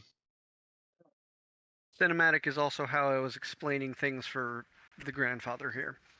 So Right. you brandish your Morning morning star. star, you swing it up behind you, and you don't come down with it. You swap your position and come back up. It's not like you were surprising the undead because they didn't really have anything in mind. But your spiked ball hits them right below the neck, carries them up into the air, and they go flying back over the one behind them. You hear a Beautiful. sickening thud as they slide off of your Morning Star and hit the ground, and then you hear a crack, like you probably not only broke some bones, but probably their neck. Ooh, that's awesome. Fantastic. So on that note, since I do have, I could do one or the other. You know what? After that, we will use the breath weapon I have, my cold damage. What kind of save do they? That is a con Con save. save? Yes, it is. Yes, it is. I roll my damage dice by accident. That is okay. I will take that. It's double. You are good. A 3 on the die is not going to save them. So Ooh, no, it is do your not. They will damage. take 14 since it is doubled with the needle. 14 damage. I do not believe my rage increases that. I think it's only. Yeah, I'm pretty sure it's. Okay. Whew, so yeah. All Yeah. of you see Priv march to the line with the rest of the frontliners. He does this big swing or flourish of a swing, and one of the undead goes flying back into their own forces, and you hear them crash. And then he inhales deeply, pulls the mask just enough to be able to breathe out this horrible cold that affects all of them, slowing them just a bit, frost gathering at the joints, and then he clips his mask back into place. You mean Yeah. guy? No, that was Kriv. Was it Kriv? Yep. I get Yeah. to do that as a Oh. bonus action. My breath weapon is a bonus action, I do believe. Got it. Yes. It's just a gauge. So would I be able to use my other rage action Or wait, or no, that no? I'm sorry, Wait. that is not. Oh no, that's a regular action. I apologize. I see it now. Yeah, that Okay. takes up one of your attack Attack. parts. Yes. Yep. Yes. Okay. Cool. So I've So done you the still move, have a bonus attack, breath action. attack. All right, and whichever one's closest to me, I mean, we'll just Morning Star again. Here we Okay. go. Please be good to me. A 16. Congratulations, you found their AC. Nice. You just connect. Go ahead. Perfect. Damage and with the needle. Oh my god, 24 damage with the needle. As you come down on one of the ones that you hit with your breath weapon, you hear a sickening thud as the arm impacts in and goes limp. Oh, oh, Uh, beautiful. you see as you pull away, little there's a little ring of light around each of the punctures from where the spikes of your Morning Star went in. As it pulls away and the arm holds limp, and they're just slowly pushing forward still. Uh,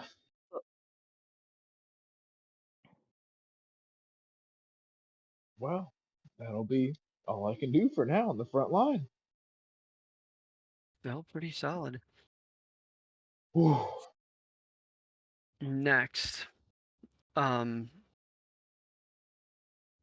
sweeps again,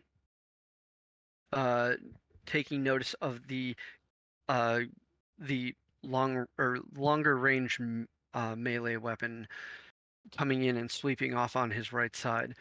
He takes a step to his left, and you see he switches his grip and starts golf swinging with this hammer. He's no longer trying to push them out to the sides or push them directly back.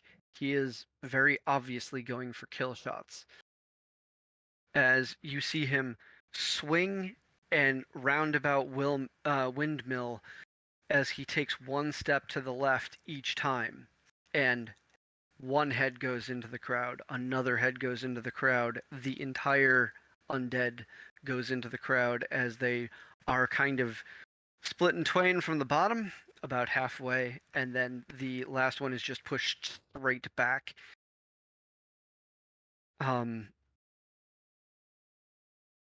You watch as each one of those collapse, but the ranks of them continue to file in.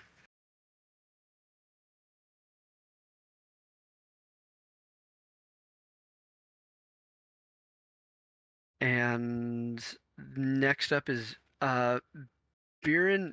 This round, you are just coming out of the building back there, so you are a block away. You are able to do your scaling, or you can fire from back here. It's up to you. I run up the side of the nearest building and get up on top of it.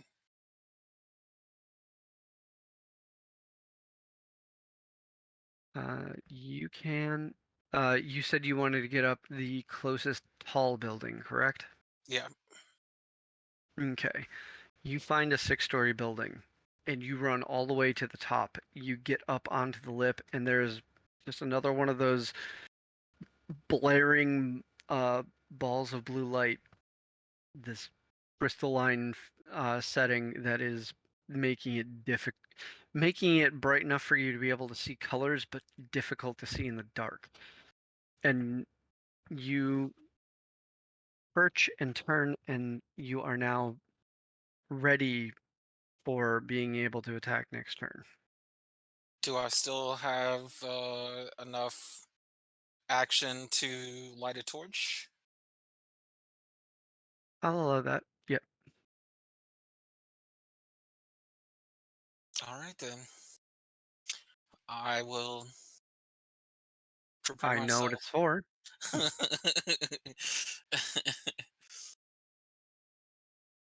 Lightfoot, you're up next.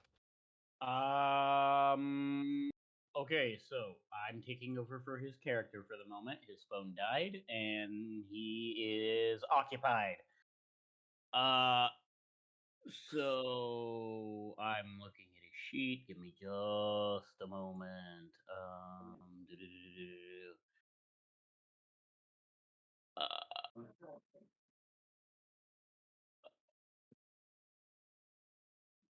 Jesus, I should have worked with him on picking his spells. All right. So he. Excuse me. Uh.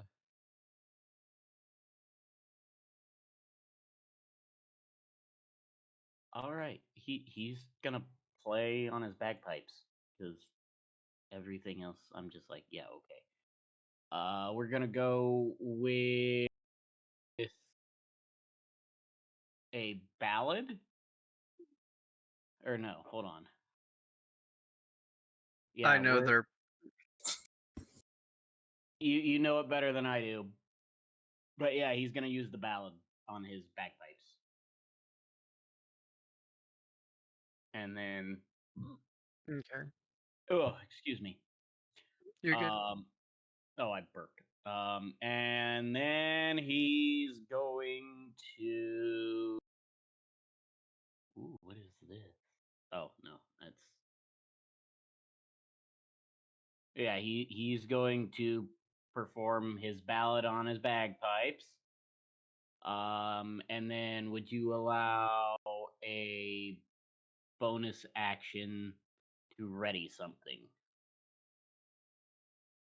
If the thing that you are readying is a bonus action.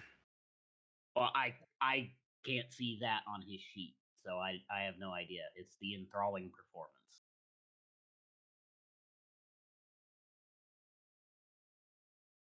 Oh wait, yes I can. Never mind. I can see that. We're not gonna do that. Yeah, he's just gonna play his ballad and take a defensive stance. Okay.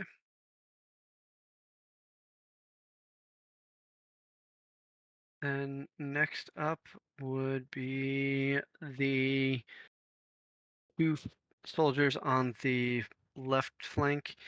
Their spears, or their tower shields, are just holding the battering of the line, as their spears are just kind of going over and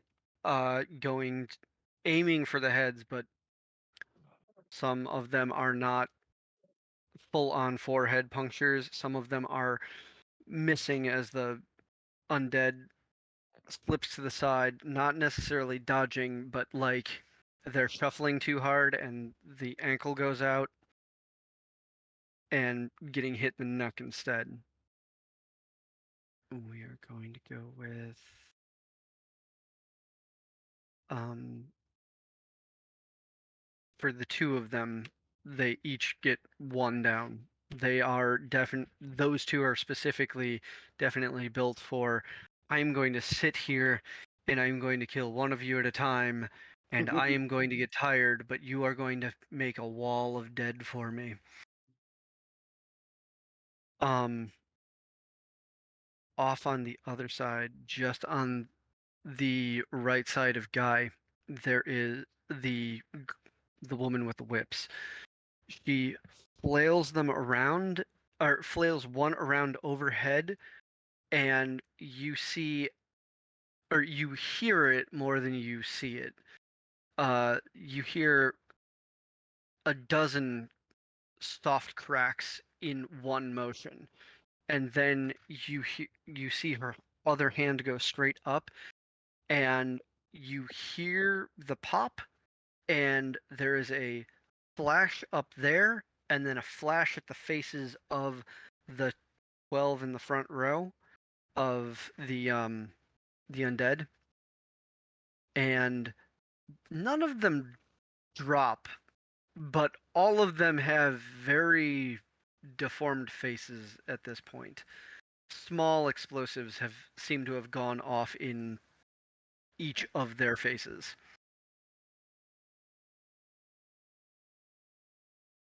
Ari, it's your turn. Yay! Okay, so Ari is going to move up with everyone else to where they are not in his way for what he's about to do. Okay. And he is going to extend one hand, and as he's doing this, you see a pale, or not pale, but an azure blue flame just leave his finger.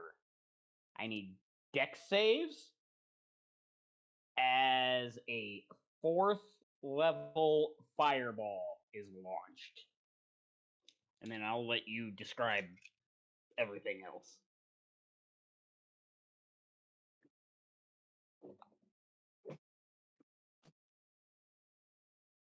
They just barely make your 17. Okay, fair enough. Still half, so. Yeah.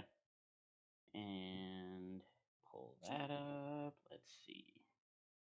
4 plus 3 plus 6 plus 3 plus 5. 5. 4 plus another 6. So 1. That's a 2. Tormy, do you go up or down? Up. 19 points of damage. You see this bead of light, this azure flame, first erupt in his hand, then condense down to something just slightly smaller than a marble. And he flicks it into the crowd past all of the front line, as just behind those that are at the front erupt with a flash and an explosion of azure fire as it licks from the center point, barely missing those that are just outside of its range. The uh, the bricks of the buildings on either side of this street are have a flash of singeing. Most of the undead that are standing here do not they definitely feel the heat, but they do not seem to fall under the weight of it. However, there is a actually all of you are wearing masks. Never mind. I can't tell you a smell. Real quick.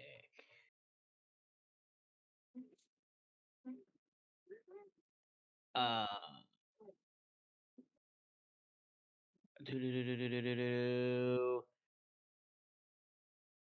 No, I already know the result. I can't do that. Never mind. I just remembered I had cutting words and I was going to be like, hey, I'm going to throw out an insult before everything hits. And then, nope, never mind. Fair. All right. So after that Let's all see. happens, he's still going to throw out an insult and essentially call the entire legion of undead um, shrubberies.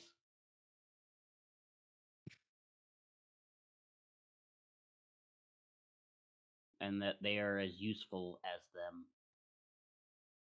And that's his turn. Okay. The fellow with the warhammers. You see him as he winds back. You don't see him try to like hit separate ones. You see him wind back and grab the heads of the two on the outside and cradle them all together as the heads of the hammers smash 3 skulls at once.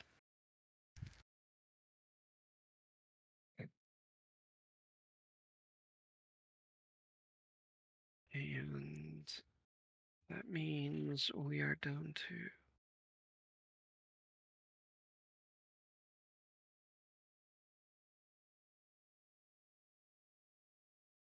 the the amount of them that continue flowing in seems to crash against the first wave, pushing them up against the line that you've joined. Any of them getting in the sphere? The front line, no. What I had, your radius had been far enough back that you can just barely get the faint light of that space hitting the or casting off of the front of the faces of the people on the line. So it's about 20 feet back. Okay. More of the waves that are coming through are going to have to contend with making that save, though. Okay. Ouch. So, those on the front line. Mm-hmm.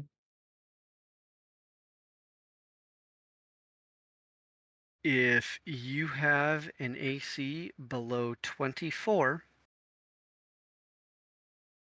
please remove the amount of difference between there. What was the roll? Because I missed it. They actually, I'm sorry, not 24.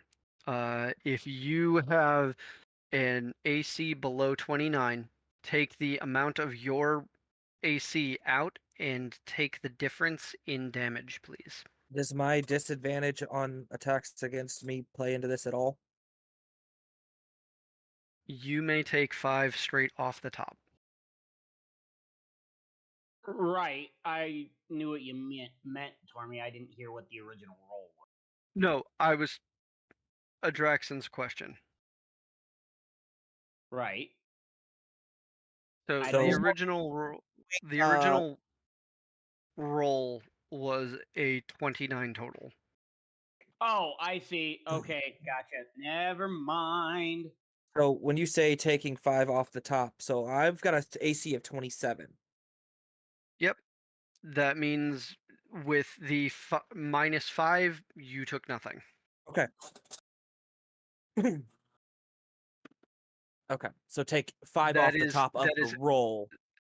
that is yes, and that is the anybody who is on the front line. Everybody else, they never got to you. Okay. But that front line of undead has flashed against you again. I am going to actually we'll do it this way. Everybody, please give me a wisdom saving throw. Okay. Does that If include you me? Yes. If anybody rolls below a 15, please make a note. You are going to roll. It's going to be effectively the same as exhaustion, the way that we've been doing it instead. But it is temporary. I'm going to call this the morale rule because of the Right. endless wait. The 24. I saves got a auto 22. Said 19. below a what? Below a 15. Okay, I'm good then. Damn, I got a 14 and I just barely missed it. Wait, Austin. You do remember you have that inspiration die you can use. Oh, I PvP. do. Yeah, we'll just use that. Fuck yeah, because I'm doing pretty good on my hit die, so we'll just use that, and I'll definitely make that, even if I roll like a 1 on that. Yep, Uh, because Well, you'll I'll be good. technically have a 4. yeah. So Yeah, yes. we roll up to 8. Yep, I got it. I'm fine. I'm okay. So Gingy's good too. Okay, so everybody saved. So we're going back to the top of the run. I'm doing real quick the group save for against the Shani's spell, which I just need to double check if it is Oh, half. I also forgot to mention because I wasn't looking at his page. This is on you, Tormy, but Austin could not have used that bardic inspiration because he still got a +3 from, a +3 from Gingy's ballad. That's fair. Yeah, he can keep it. I forgot all about that.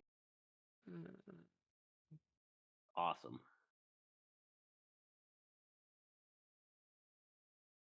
Thickening Radiance kind of looks like it's a save or suck. You either get it or you don't.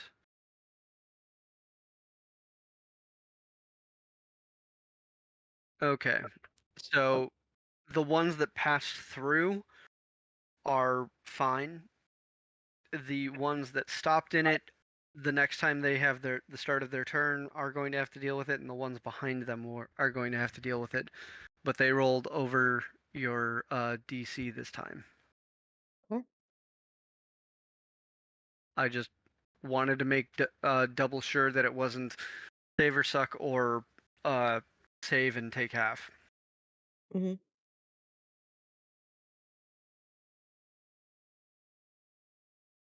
It still was super effective, landing it in the middle of the street, and between you staggering it there and the fireball just kind of overlapping a little bit, you've got a hell of a kill zone. Just wait until I come into the mix too. Right? Yeah. So we're back to the top. Guy. Okay, let's see.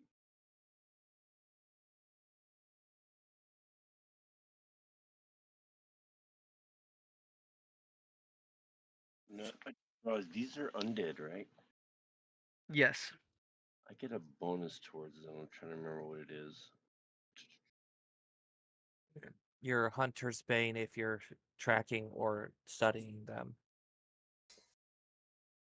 Oh, okay, thank you. Mhm. So they're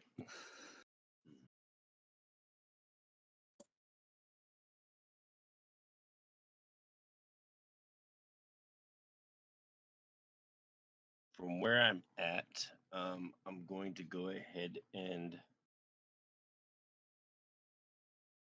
throw my axes this time because I know Okay. it can return in a manner almost like a boomerang. Okay.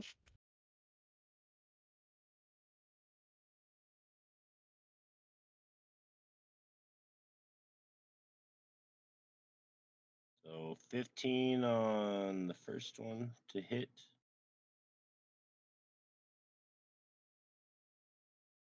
And a 14 on the second. The 14 misses, the 16 hits. And it's an 8, but it's doubled, so 16 damage. Oh, wait, plus the lightning. So 16 plus 6, 22. 22 damage. 22. I'm going to real quick send you a.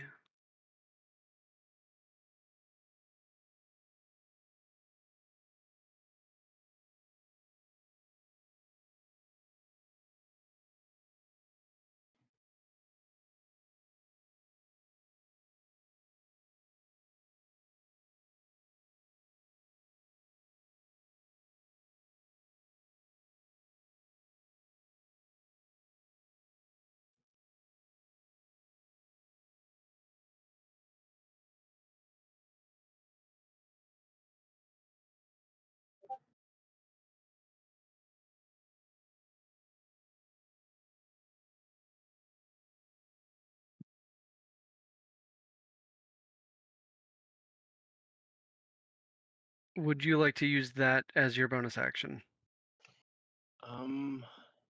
Yes. I was looking to see if I had any other actions. Tax per action 2. Actually, as a bonus action, I'm gonna go ahead and use one of the scrolls of regeneration that I got from a Draxon.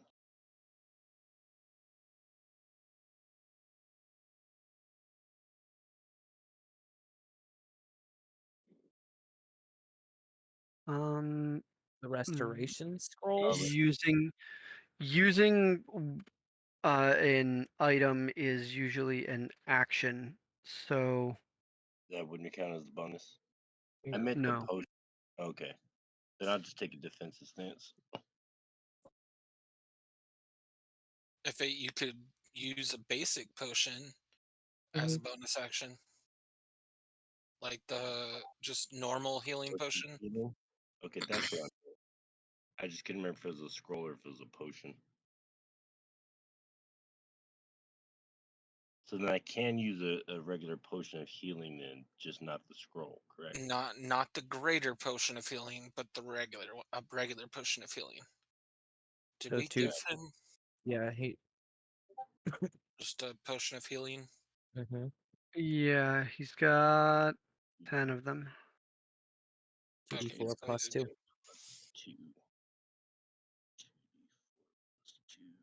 2. Okay. Let me do the math here. 2. So I got 10 back.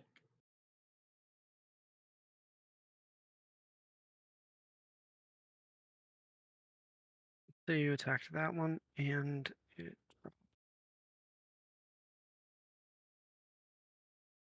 Okay. Next up is Deshani.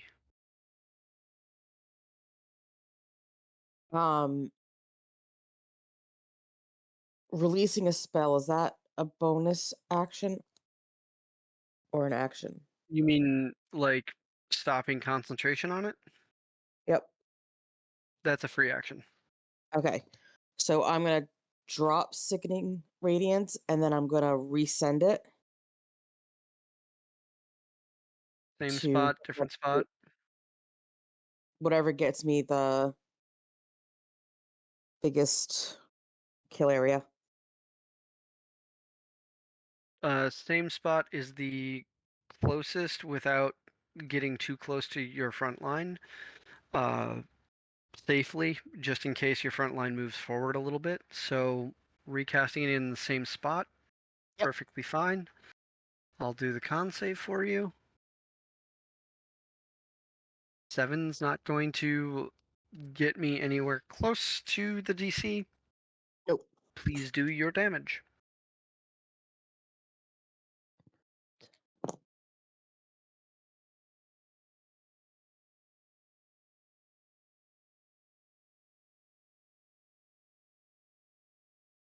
So 28 points of radiant, and I have the Is that before? Is okay. That's just roll.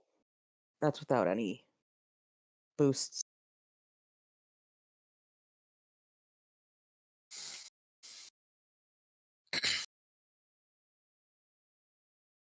You see another bead swivel out into the space. It go over the front line, kind of softly settle, finally hit something, and then the burst of light and more shadows are suddenly cast to be left there permanently as the bodies are suddenly gone.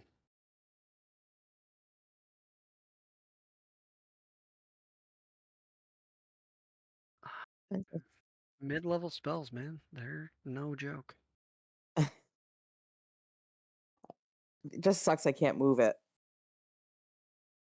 I mean, yeah, but think about it this way: they do have to keep the back rows have to march through, Yep. and the ones that get stopped there not only have to contend with it on the round they walk in, but also the round they started on.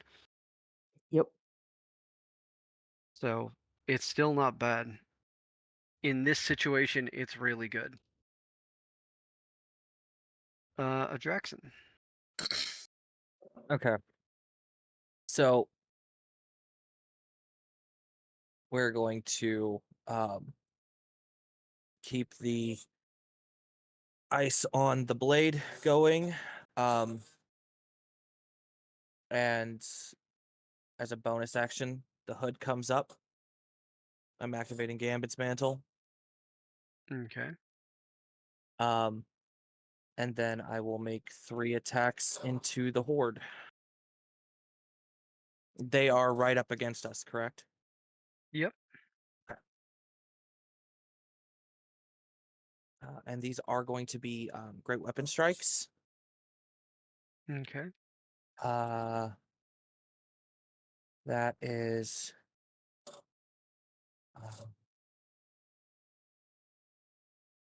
so question for you, because I'm not sure how it all plays. I rolled a 19, which is my normal crit threshold. Does the 5 get reduced from the die roll or the total? The total. Okay, so this would still be a crit. Yes. Okay. In fact, So, please just check how many crits you're doing. okay. Oh, you mean in total? Yeah, just like roll your to hits and then roll all of start rolling your damage so that I can run to the bathroom while you're rolling damage. You're good. That's 10. That's 16. That's their AC. And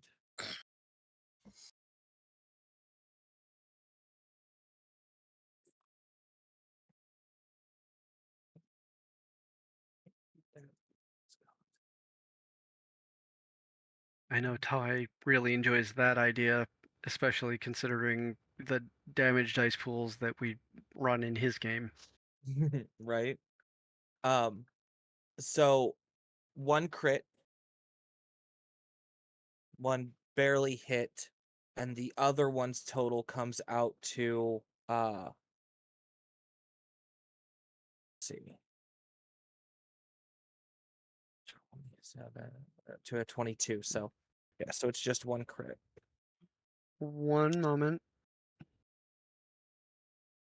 No, that's saves. Never mind. So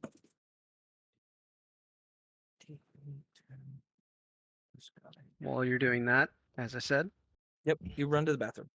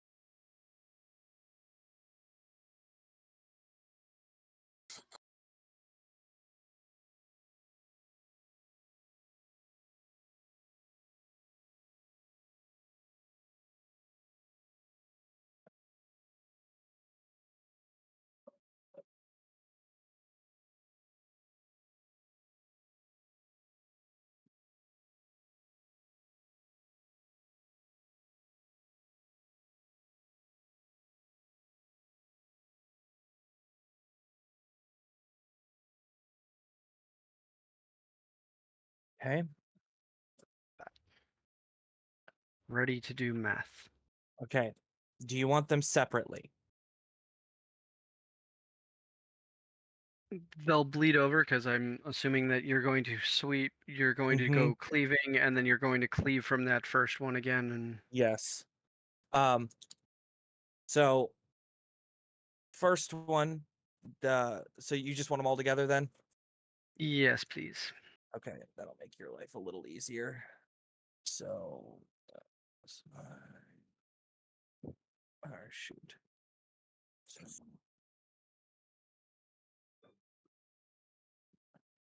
So, where's my pen at? Fuck.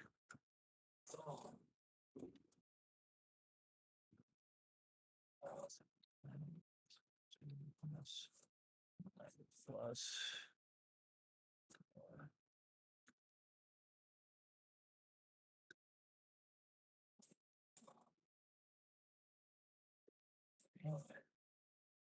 Man. Oops. Cleared that.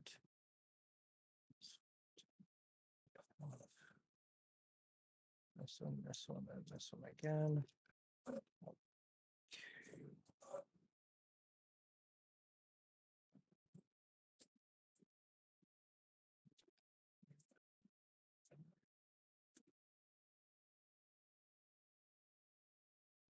Okay.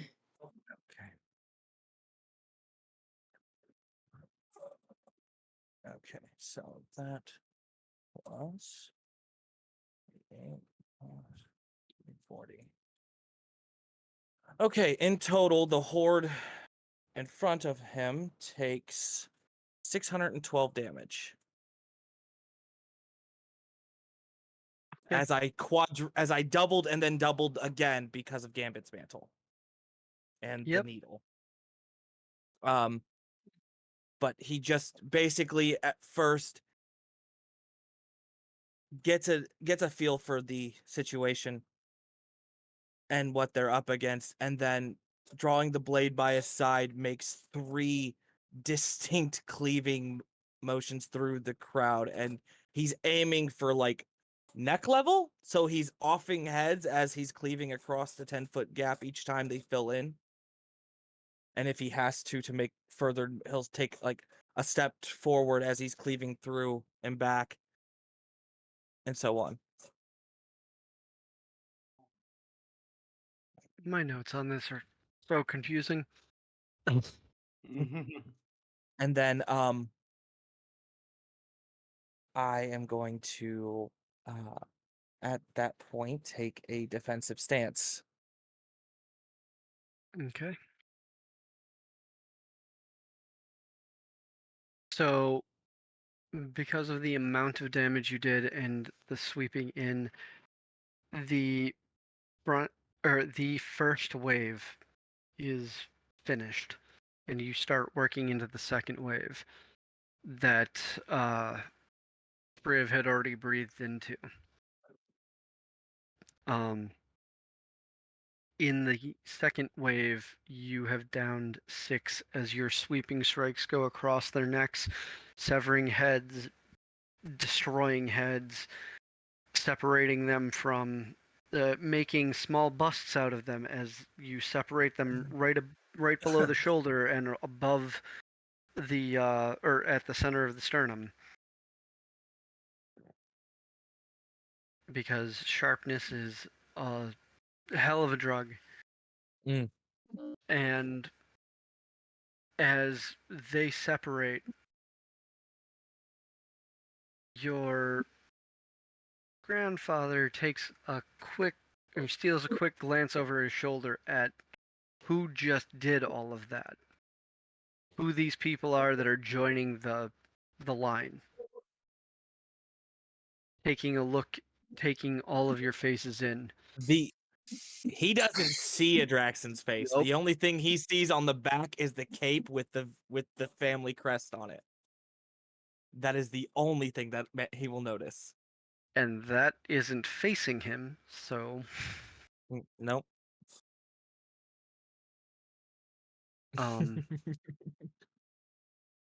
here's a thing that you're gonna love. He takes a legendary action. And your entire front of the line Huh? takes a step forward and pushes the line of the undead back by 5 feet. That's badass. I have to make a roll for the undead that got pushed into the space. Please roll your sickening radiance again. The look on his face said, Yeah. "Nat 1?"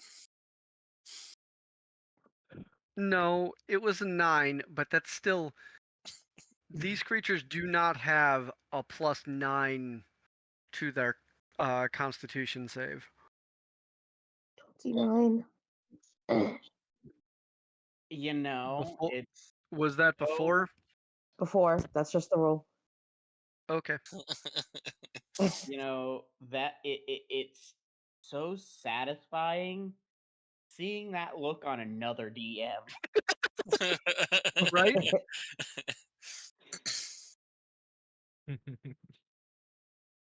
And that is the end of Adraxon's turn. Triv.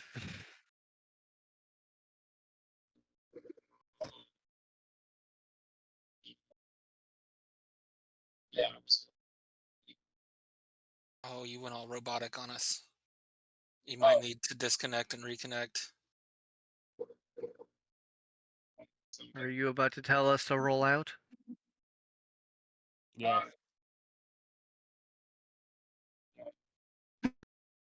Go ahead and exit the call, Austin, and then jump back in.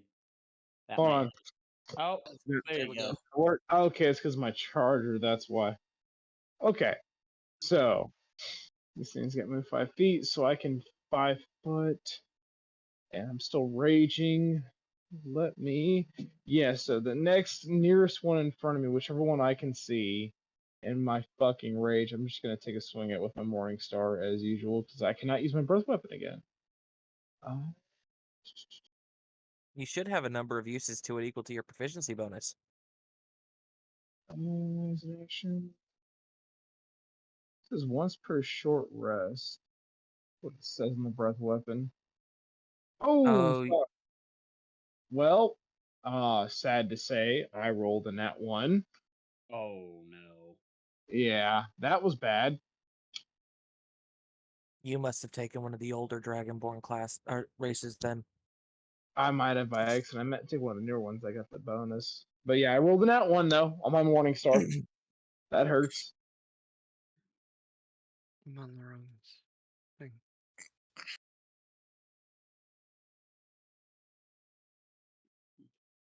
Oof. Big oof. Yeah, it's a big oof. I was doing so good last time. Yeah. So yeah, what happens on the nat 1, boss? Like, how we doing this? This is gonna hurt. It's gonna hurt. Actually, I'm going to just do the 3 in front of you are able to take an attack of opportunity on you, Oh, let's go for it. which is which just means that if they happen to roll a 14 or above, they might actually hit you. Okay, I'm cool with that.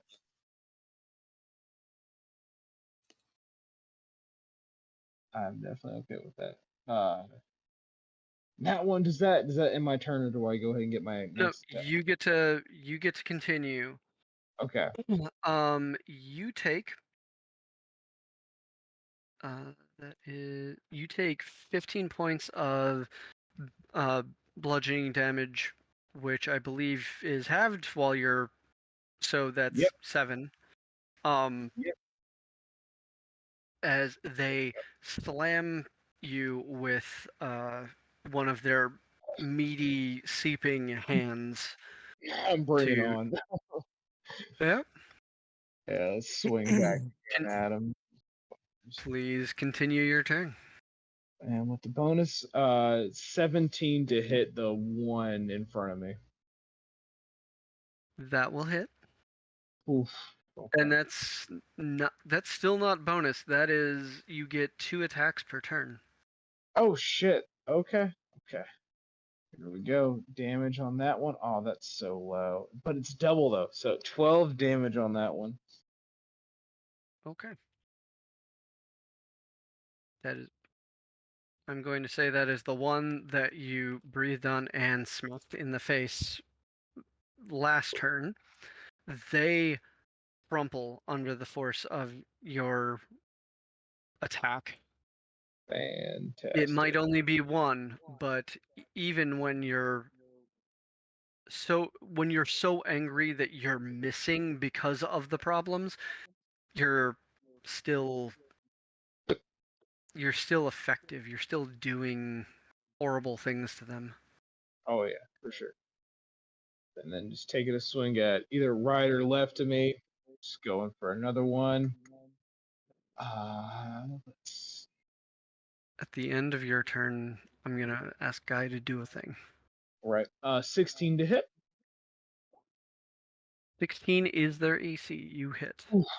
Okay, damage time. 16 damage. I love that needle. That needle does so good. Against undead, yeah, it's fucking fantastic. Yeah, like this is making me feel a lot stronger.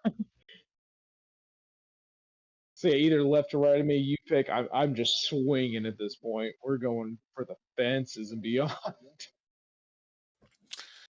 I kind of wish I had one Right on after, Buren, but right after that, can I get Guy to roll me a D100 for me? Oh, And I will be right back. yep. he did the thing that triggered the other thing.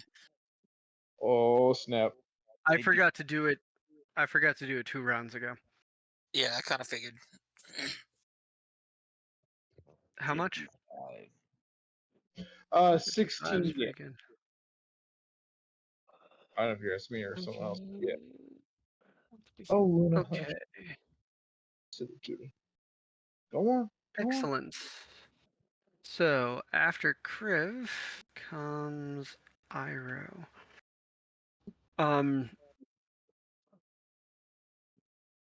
End of Kriv's turn. Iroh does another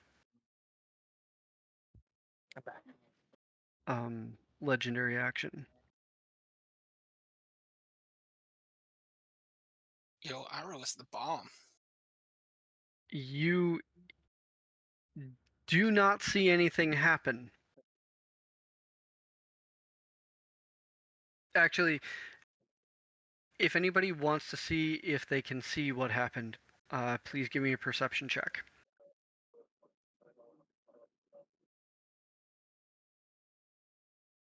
22. 26. Shawnee's going to keep her focus on her spell. Fair. 21. 16.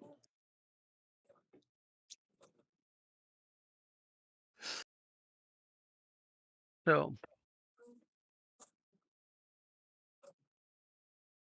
because of the nature of it, only Adraxan saw what happened, as the DC was 25 to see if you could see it.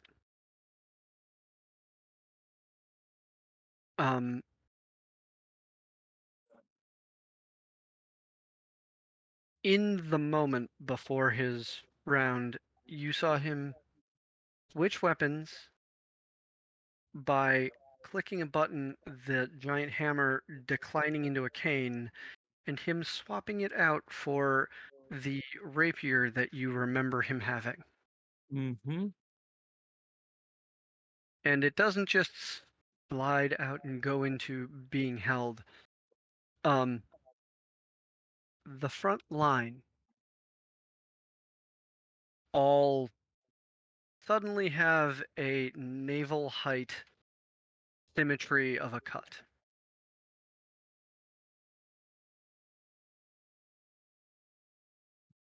That's the way to do it.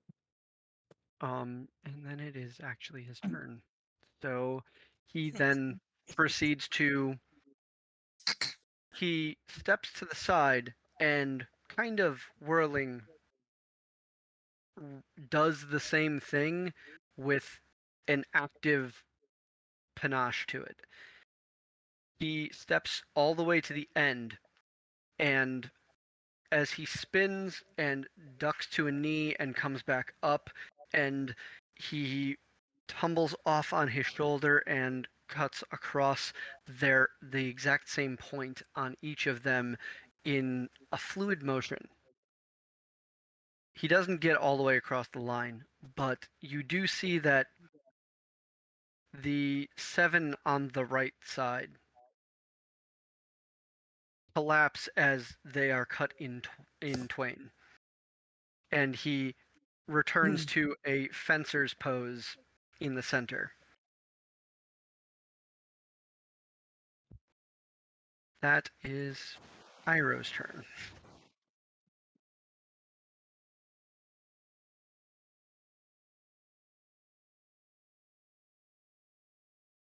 And after Iroh is Biren. As a bonus action, I release the last charge on my Ion Stone. Okay. How far is the front line from the Shawnee's spell now? 15 feet. 15 feet. Okay. So I am, what, 70 feet up? You 6 stories? are. We're gonna go with 80 feet up. Okay. So it doesn't matter. They will be going over 100 feet. Correct? Okay. So aiming 5 feet into the Shawnee spell, I am first releasing a Basilisk Bolt, or Basilisk Tail Bolt.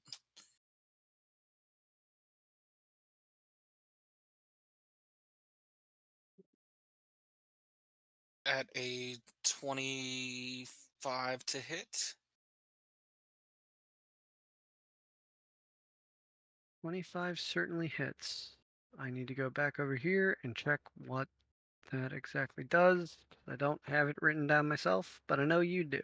Dex save. DC 15 dex save. Where Oh, is wait. the thing? I'm just trying to find the thing on the sheet so that I can. Inventory. Uh, Second Yeah. window. How did I not?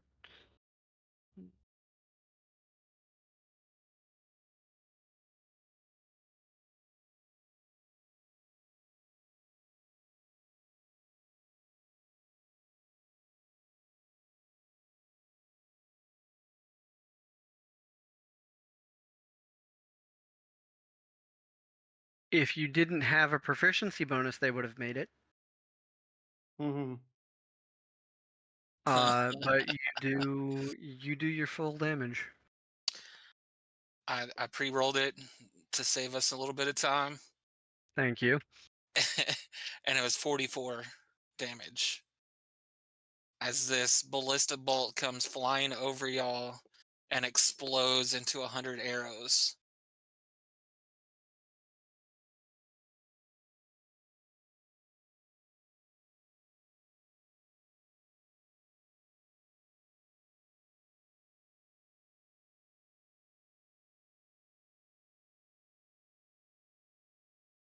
Let me make that simpler. Okay. As you see this rain down, some of them ricocheting off of the rooftops, these domes on top of these cylindrical houses and other buildings. And the rain of arrows, for just a moment, makes or blocks out the light of Deshani's spell. Just the sheer amount of them falling. And then once again it shines through. As you see many of these undead that are in front of you have sprouted a lot of arrows out of seemingly nowhere.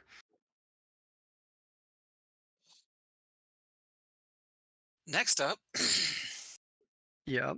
we're aiming at the back of Deshani's spell. And I am firing the oil slick bolt. Knew this was coming. Do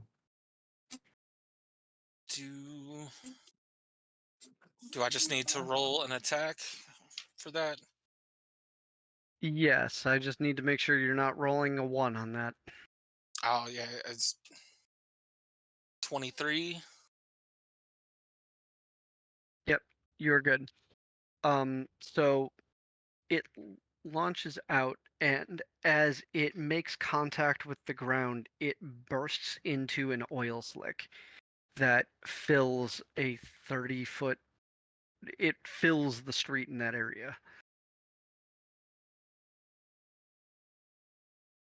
Attack number 3. I pull out an arrow that has a piece of my shirt tied to the end of it, lighting it from the torch and firing it into the oil slick.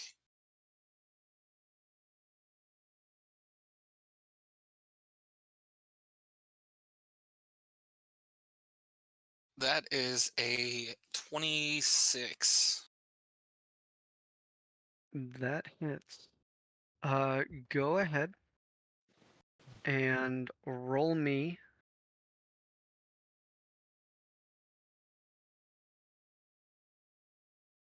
I'm going to be annoying for you.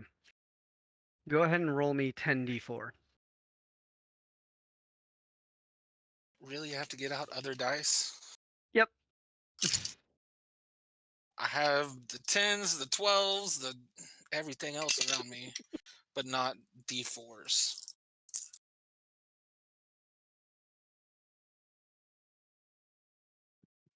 It's one of the defenses of being a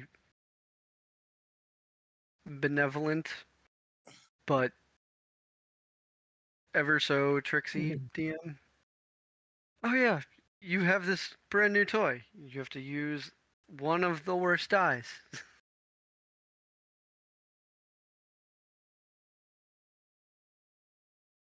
Breathe deep. Is it worth it? 31. 31.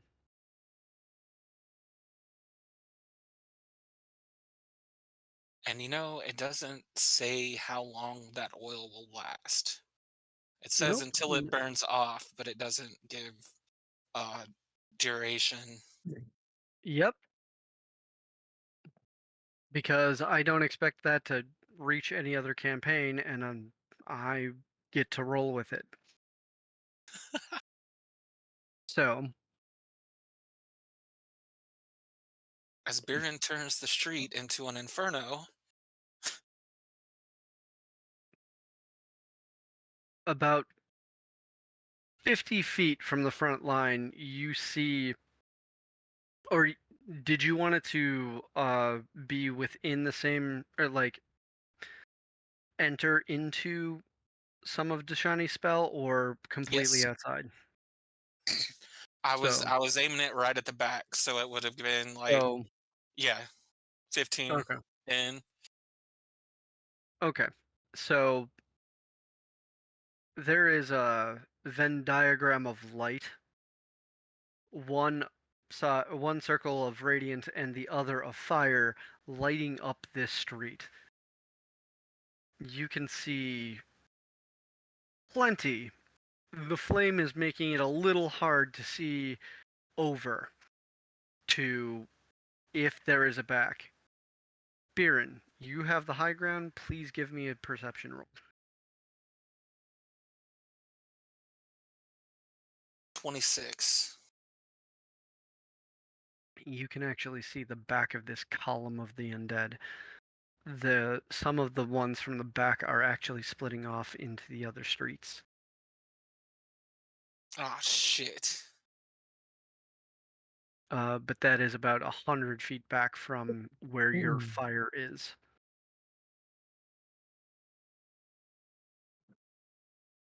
And Since the Shawnee connected us telepathically, can I still talk to her? yes, So I will let Deshani know they're splitting off onto other streets about 100 foot behind the fire.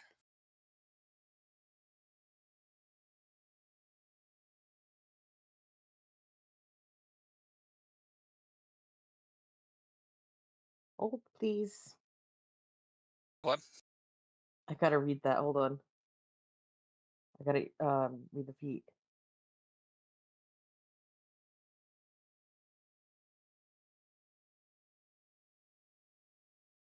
Are you looking for the distance on yours to see if you can drop it further back?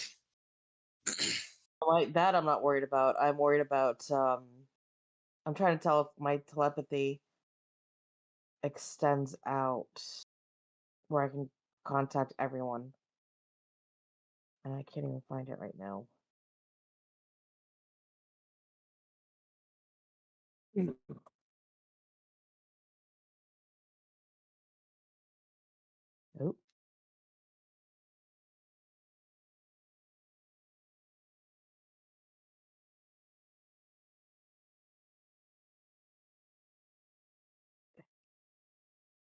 Oh, and my ion stone crumbled. I no longer have an ion stone. it's under notes. It's the last thing. Okay.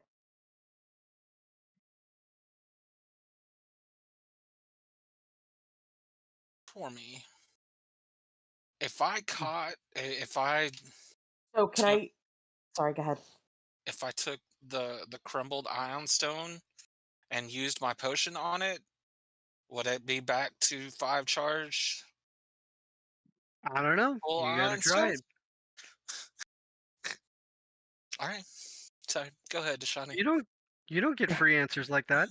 Yeah. Stormy, Stormy can I knows better than to give you free answers, Serby.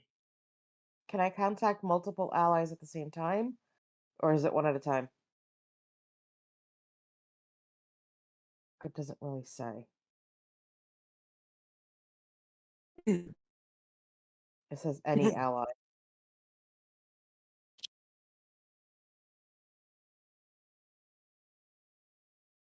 You can have the network running at the same time, but relay is one at a time. Okay. We can always So work on upgrading it, but right now that's what it's at.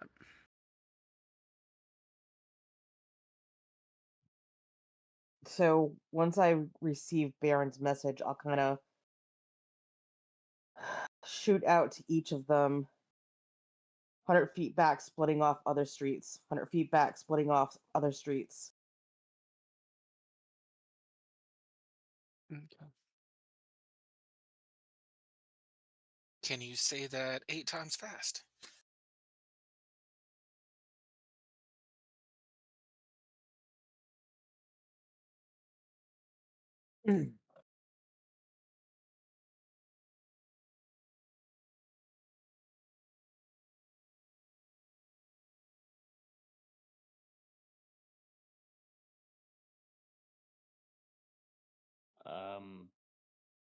All right. It is 1 a.m. I have to be at work at 6 for inventory. So do You can whatever duck you out. need. I was going to Night. say, do whatever you need to do with Ari. Thank you, everyone at home, for watching the game. I'm sorry I have to dip early, but everybody else have fun with the rest of the session, and I'll see everyone later. Later. Night, man. Night. Good day. Goodbye.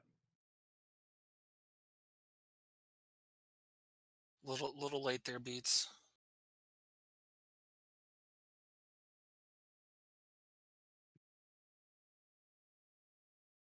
Okay.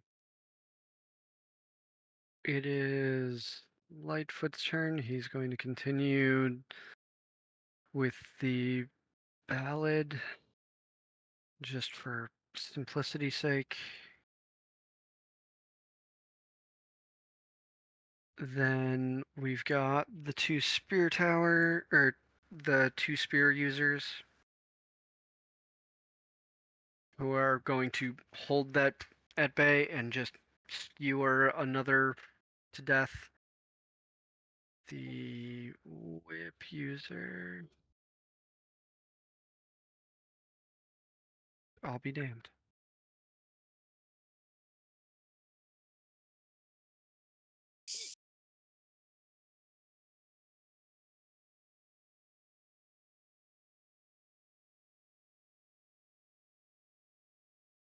I'm gonna get that. My support NPCs are putting in work to help you guys.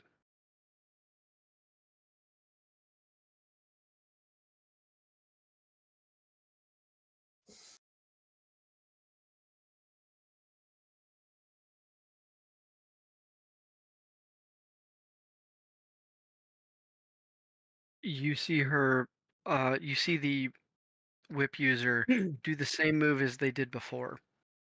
Was not expecting to roll a natural 20 when I did it. He racks across each one of them 12 separate hits. As you, if anybody wants to see what's happening, please roll a perception check. I will roll one only because with the Draxon the way that he is, he's keeping his eye on the field at everybody on the field. Yeah, that's not happening. That's an 11. Rage, so I'm not paying attention. I'm just taking fucking heads at this point. I'm on Overwatch, but I got a 17. It's a bit far away. So all you guys see is that this whip goes overhead and smacks each one of them either in the face or at the throat level, and then she sends the other whip straight up. It cracks and several explosions go off. This seems to blow large crevices in their heads. Their faces blew up. Where is Dust when you need him? Then we have Ari.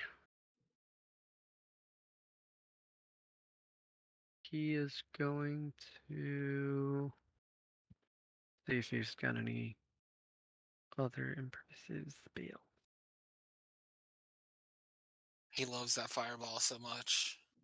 Yep, he's gonna 4th level fireball again. Wait, how far can he throw it?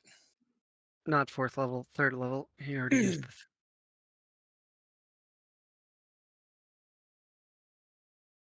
They rolled a 4, which means they rolled a 3. Da, da, da, da.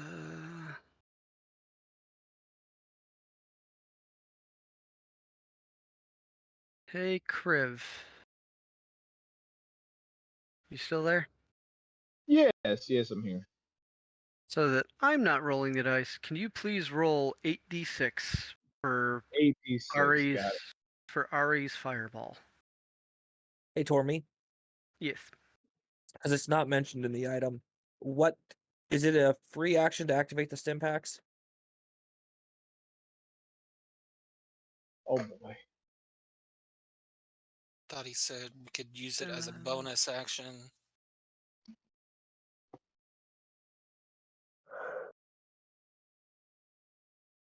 I believe it was supposed to be a bonus action. I do apologize that it wasn't in Yeah, the I thing. think it was. No, I believe it was. On those D6s, 18 in total.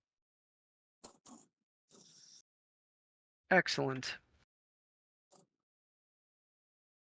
And then I'll go ahead and The ones that he detonated last time finally drop as the same bead goes into that same portion of the crowd and they drop as these things may not have a ton of hit points. There's just a lot of them, and it is troubling to have them around, period. Then it's Warhammer Dude. Another 3 drop.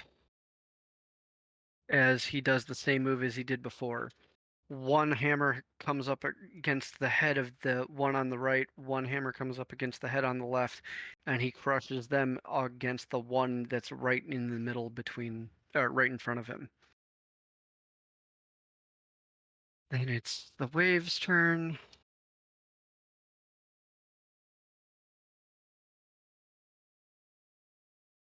Those of you on the front line,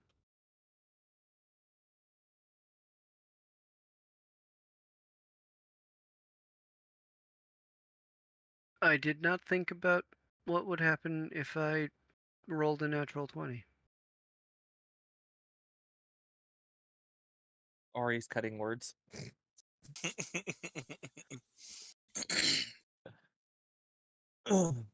I'm just going to maximize and Deflection not. arrow.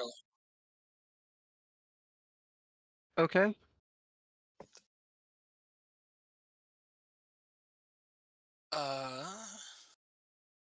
See, I gotta find it again. I updated the stim pack so they now read as a bonus action Thank you. on the item. Yep.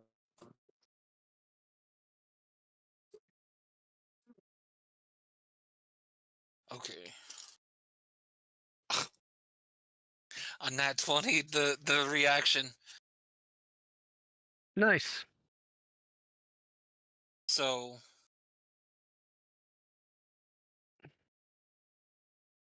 Let me go back over to Bjorn's sheet. it's just normal arrow damage. Correct. It's not any of my big arrow damage. It's not any of your big arrow damage, but it is still a crit. Okay.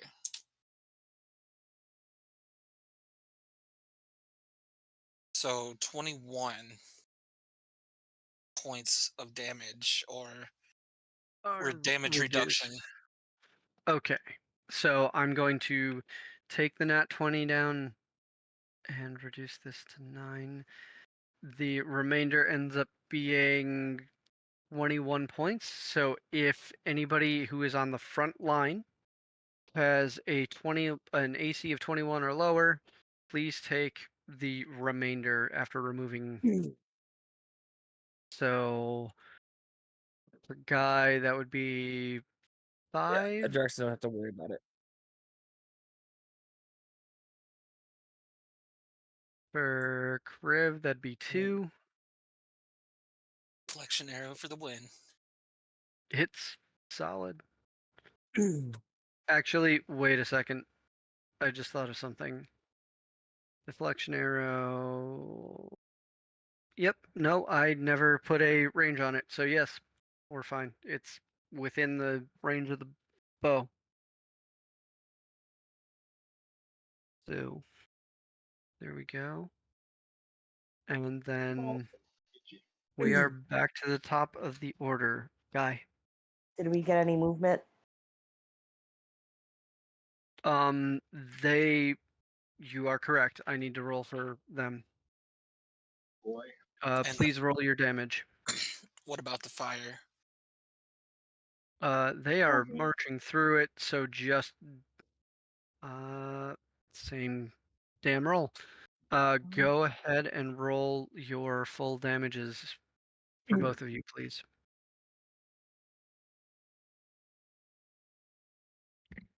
25 is the roll. Okay.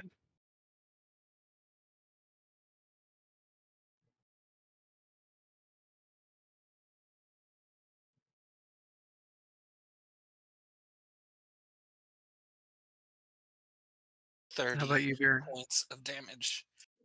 I only have 3d4, so I'm gonna roll them a bunch That's because you fair. want to be a jerk and not let me roll d6s.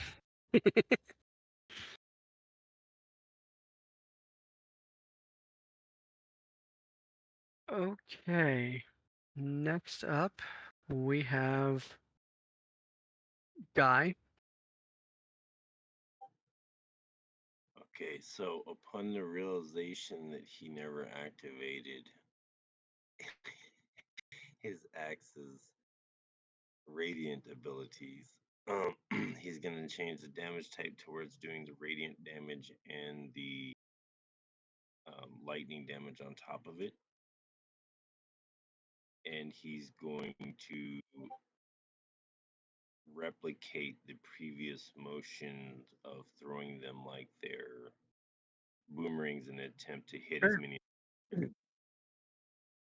Go ahead and give me that attack roll. Did you need a d100 roll from me?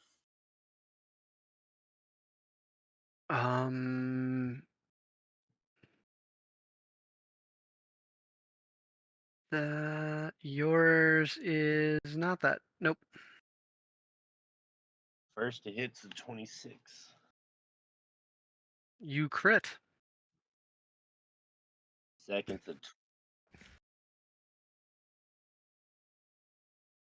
Seconds a what? 20 to hit. That hits. And then You without or when using your bonus action, you would only get the 2 because the third for having 2 weapons is off of your bonus action. Unless gotcha. do you have the? You do I have not have two the feat that I was per thinking of. Correct. Okay. So then it's 16 plus 32 damage.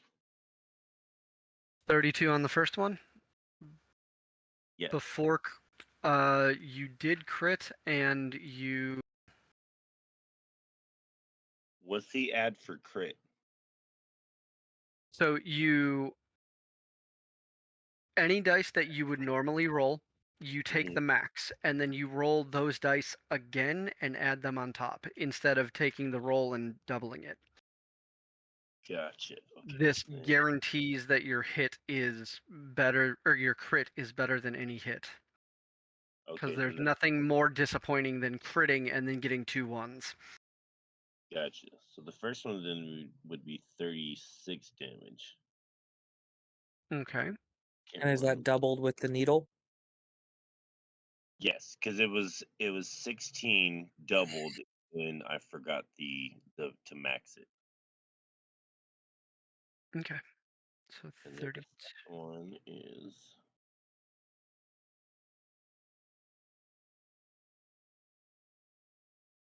6, 12, 24. Okay. So 32.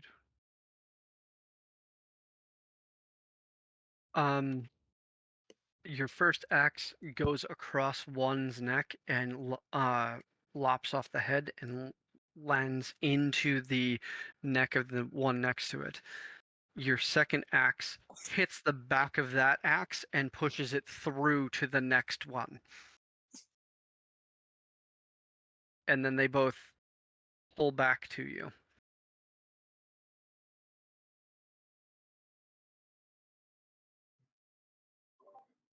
I'm slightly smiling as I take a defensive position. Triple kill. He kind of just Robin Hooded his own axe. Oh yeah. Deshani, you are up next. Um,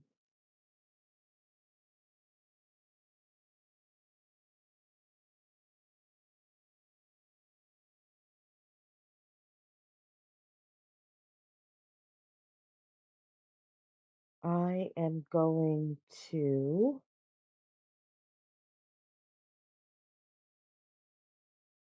bonus action take out 4 charges from my crystal ball.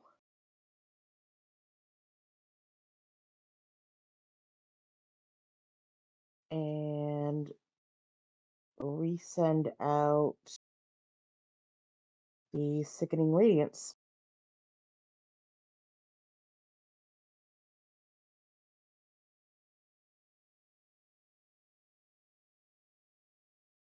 Okay. So there we go. Same area. Yep.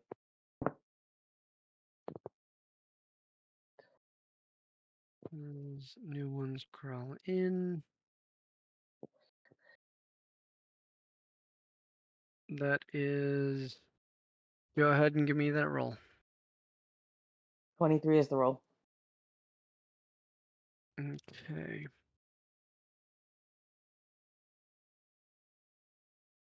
In this group, most of them are withered to the point where they are no longer bloated. They are desiccated again. They are barely stammering forward. And they've got a point of exhaustion. Yep. Okay. And they're all glowy. Yeah. Now they look like radioactive zombies. Yep. Nice. Next up is Adraxon. Okay. So we're going to. He's going to take a hand off the blade and hit the stim pack on his chest, spending 2 charges. So I'm bumping the 3 stats by 6. Okay. And I will take the exhaustion after the 10 minutes is up and the other detriment to it. But we are given the knowledge that was given to us by Deshani about them splitting off. Can I see the path that they're taking? So you are looking straight down a roughly 30 to 35 foot wide road. You just see you see the horde in front of you, the ball or the sphere of light or column of light coming up from the ground, and then you see dancing flames and fire and smoke, and you can't see past that.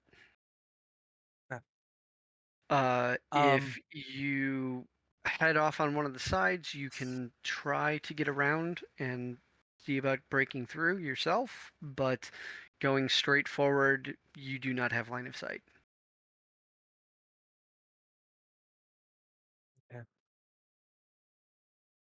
then what I'm going to do is I'm going to do what I do best, and I'm going to work on cleaving a hole for a pathway for everybody. Okay. So I am going to blow through my 3 attacks and my action surge for an additional 3 attacks. And I am going to use the length, and if at all needed, my movement and the extension of the blade to try to clear as much of these things in front of me as possible within my range complete this turn.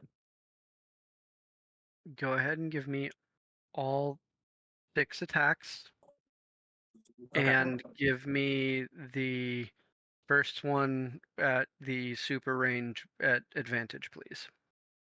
Mm-hmm. Okay. So that one is, let's roll that. Okay. That one is going to be the super range one at advantage. Happens to, I rolled a 2 and a 20, so that's a crit. And then the other ones are So 1 crit. 1, 2. Oh, and these are all going to, I am taking the -5 from these. Okay. But at the same time, the HUD negates that -5 because it gives me a +5 to hit. Mhm. So, these are all just normal rolls. That is not good. 2 of them is a with the bone. Well, actually, they still managed to hit, but they're not the greatest rolls. See, that is 21 and a 22 to hit. Both hit. What the fuck? That is a dirty 20. Hit. Okay. And last, what do I got? 2 left? 2 left. Okay. Holy fuck. That's 2 19s. So that's 2 more crits. So you've got 3 crits and 3 regular hits. Yeah. Please roll out your damage. I pre-roll damage based on what I would hit if I could hit. So I wasn't taking a whole bunch of time. Okay. The three crits are 340, 296, and 316. Can you give it all Do you want me to in one total? bunch? You want Yeah, all 6 of them in one bunch? Or just please. the 3 crits and then the others? Okay, you got it. No, you're good. Plus 16.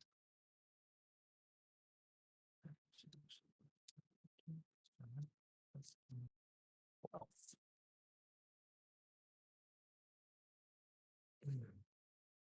Okay, your bunch totaled for the 6 attacks is 1,357 damage. Oh.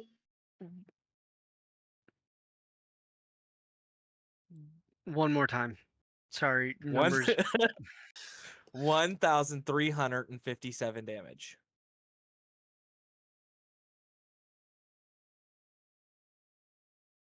That's a lot of damage. Yep. I was about to say, is the flex sealed on the 7? Damn. That's it's only that high because I have an enchantment that takes my crit up 1, so I don't double, I triple. And Yeah. then doubled from the needle, and then my gambit mantle is I deal double damage and receive double healing, but I also take double damage That's as hot. well. So it's a Like, double-edged blade. ooh.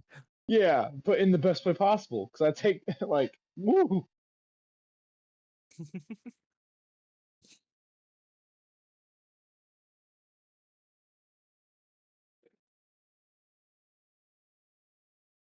Okay. Everything on this side of the fire has stopped moving or is a companion.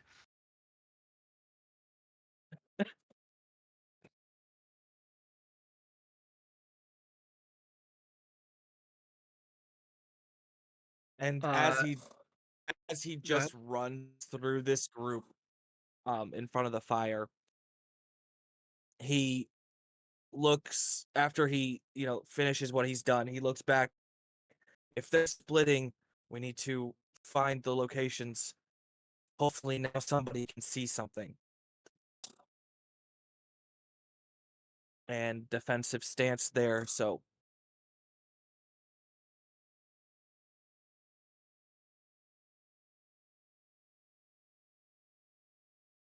Where are you stopping at? At the line, at the edge of the fire, at the edge of the light?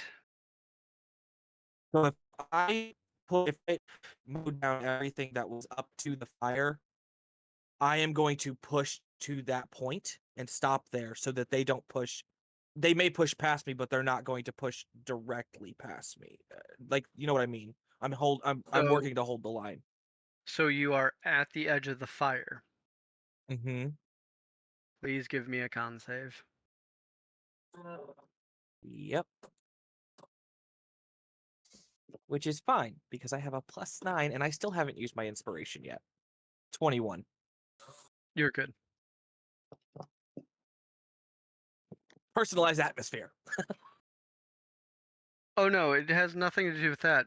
You stepped into the ring of light because they were doing a I know. So- I know. Figure 8. I'm good. I got you. so that's good. Iro will take all of this in and see what's going on and hear what Adraxon just said, and he is going to burn a legendary action, and you see him book ass to the next block over and down.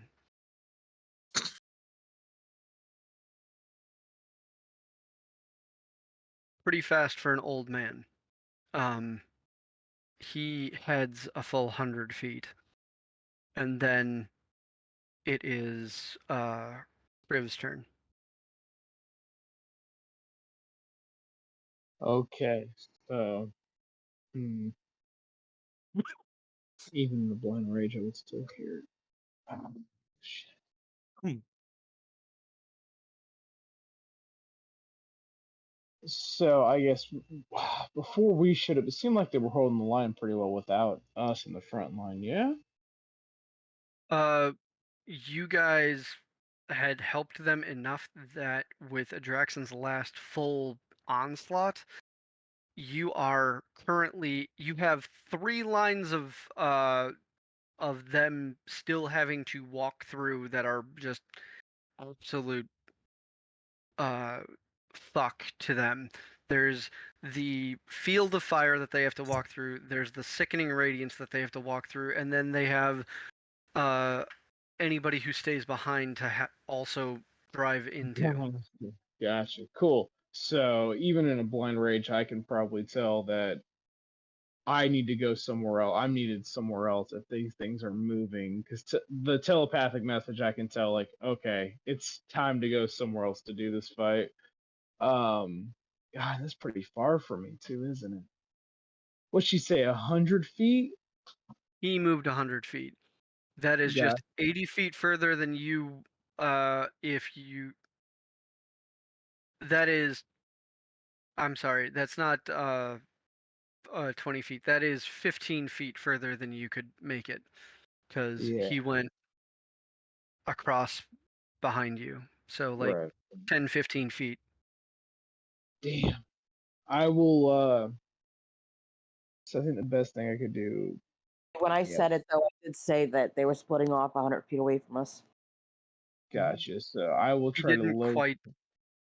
He did not make it to the ones that are splitting off.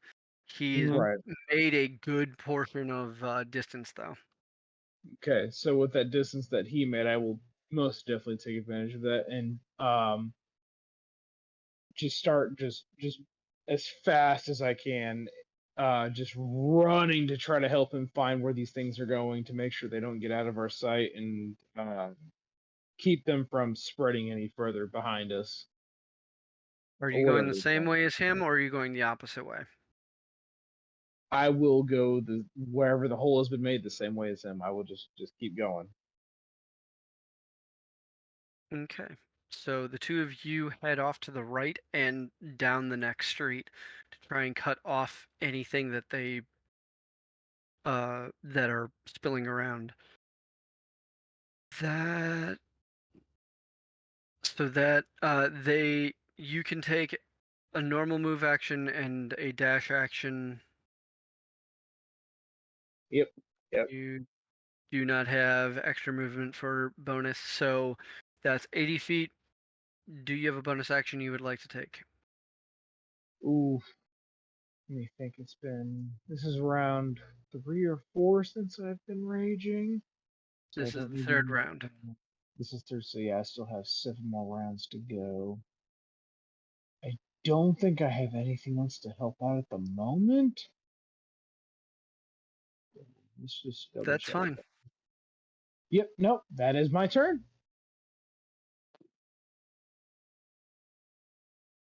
You could do like a Draxon and use your bonus action on Stim Pack. That's true. That's true. I could. Yeah, we'll do that. The hell with it. Let's just do that. We'll use the stim pack. Okay. So one charge.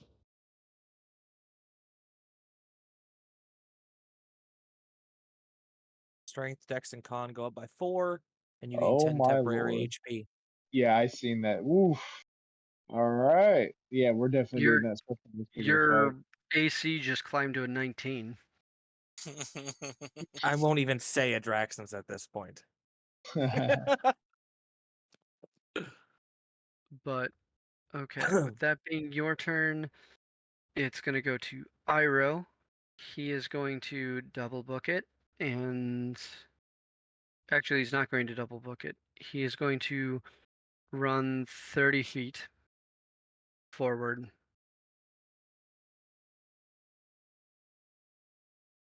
And you are going, since you have line of sight and Biren has line of sight, the two of you get to see what he does. He upends the rapier that he has in hand, pulls back, and throws it as hard as he can like a javelin. Moments later, it is in the neck of one of the undead, and he is suddenly holding the rapier and no longer 80 feet away. He Badass. withdraws, and the undead then looks at him. That is his turn. Biren. All right. um, I can see the where they are moving the opposite way from where Arrow is. Correct. Because of your fire, you can see the back of the line, and you can see that they are just the stragglers at the back are losing their attention on where everybody else is going, and they are splitting off to the sides on the same branches of the same street. They're kind of writhing out to other uh, laneways,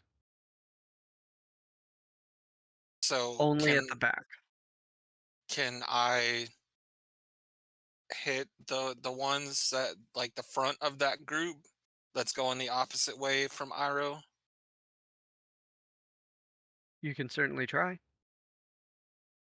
Of course. So first things first. Uh, It Basilic's is tail. it is well within your 600-foot range of the weapon that you love.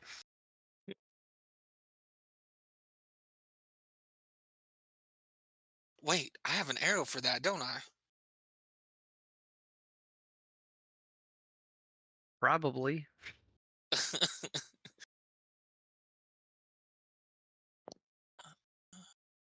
Isn't there a homing arrow? Yeah, that's what I was.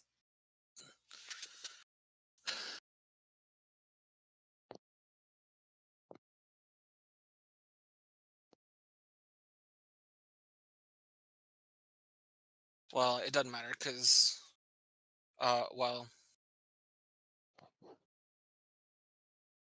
no. All right. So, uh, Technically. Basilic's tail bolts into the back of the column that where they're starting to split off, Okay. and that was a 23 to hit. You certainly actually, considering that you're aiming for an area, go ahead and make that a crit. Because you're aiming for a tile, not a spot, and then I have to roll their dex versus your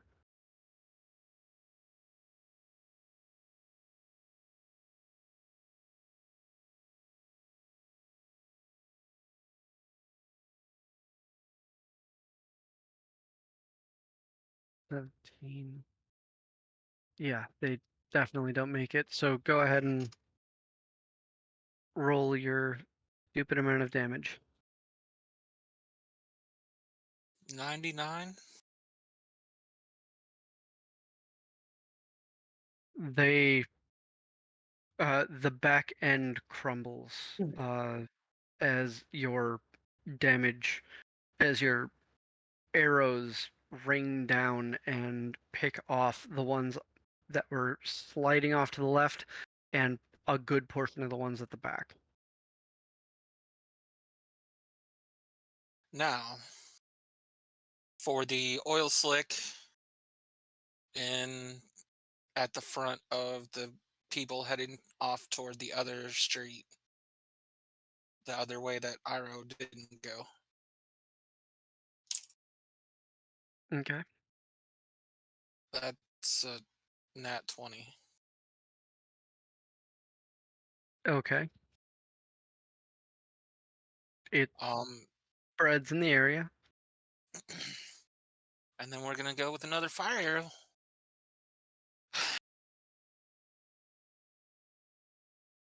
That is a 24. You hit. It lights ablaze. Please roll me the damage. I didn't pre-roll this part. Probably should have.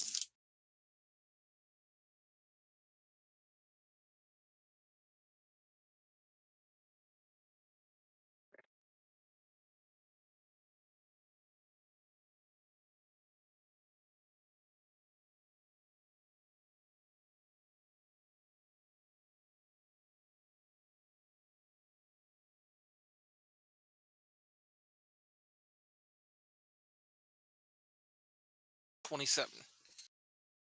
No, sorry, 31. Okay.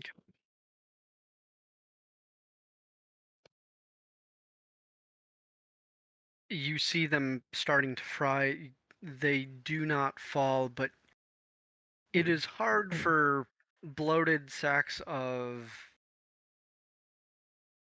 moisture and death to put themselves out after catching fire.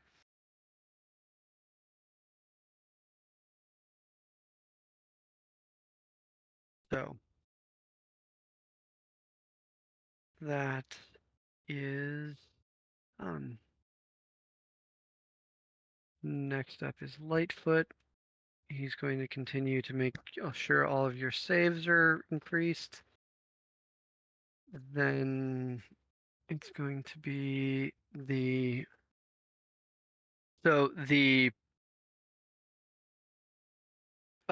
the soldiers are going to step up to the edge of the light and kind of form a secondary line behind a Draxon, just in case anything does push past. And then Ari is going to stand about 20 feet behind that row of people and kind of remain ready for something to happen. Then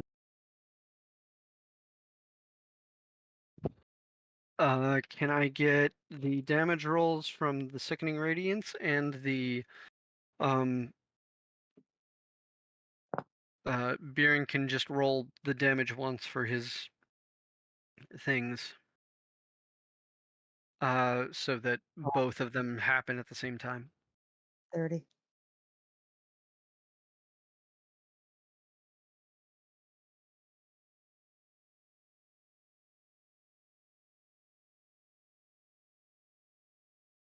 26.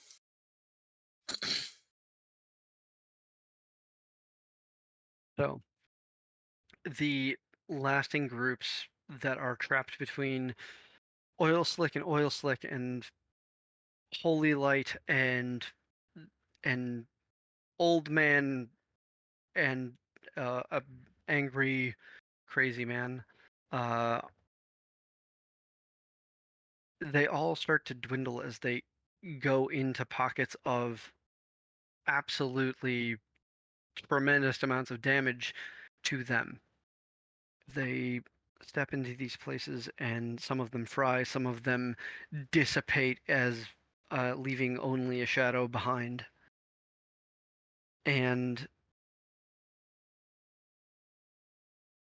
it is at this moment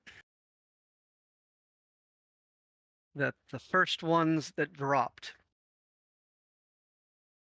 first, I need everybody that's in the first street to make a dexterity saving throw, please. If you're near too far up, you do not count. And we have +3 to our saves. Is that right? Yes. And I believe it was Kriv that chased after Iroh, so you also do not have to make this. Cool.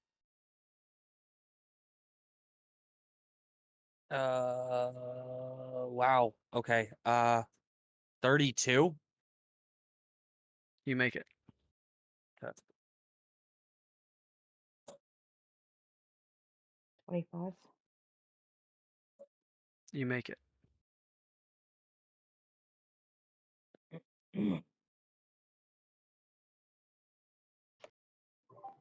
Sorry, you said a dexterity saving throw? Yes, please.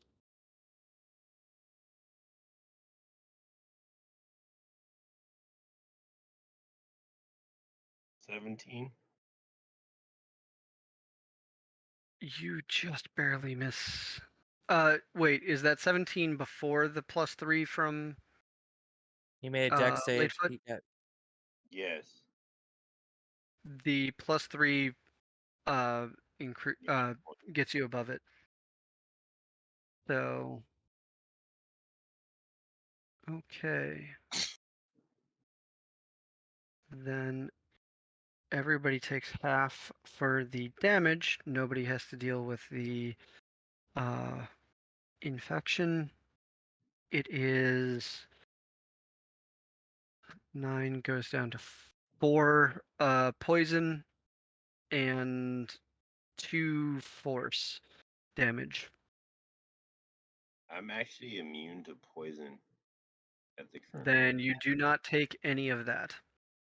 You take the force damage, but you don't take the other. 4 and 2, you said? Yep. So 6 doubles to 12. Yep. Perfect. Sorry, y'all. It's not a physical attack that I can help with. Yep. You're good. It's not magic either. I can't counter it. I mean, I could trade places with somebody as a reaction. Biren, can you give me a perception check since you are on high? 26. Between the pillar of smoke that's coming from your fire and the site of where Iroh is, along with Kriv following behind, you only see a few stragglers left here.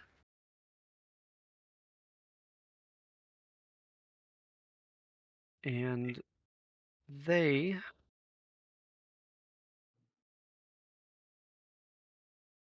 I'm just seeing how much damage they do to Iroh.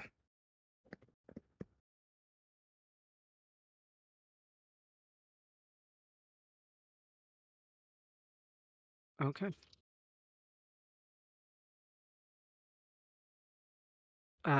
Next up is Guy. At the main stage where you have been at, there is just about 20 feet, and then a line of people, a space of light, a Draxon, and then an area of fire. You do not see any other undead right here. You did hear that others were breaking off as stragglers, and you saw 2 of your group head to the right and down the next street. Stormy, I got to drop. Okay, we're pretty much right at it. Okay. You have a good night. Night. Like, Mhm. I will actually follow after the two that ran down the street. Okay. You head 30 feet, you catch the sight of Priv. If you'd like, you can make another 30-foot with your action.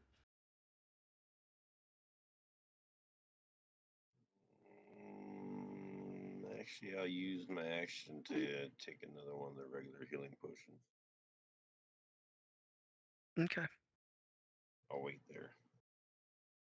If you're using an action, then you could actually use the greater healing potion. I don't think he needs it. He's only Oh. down 14.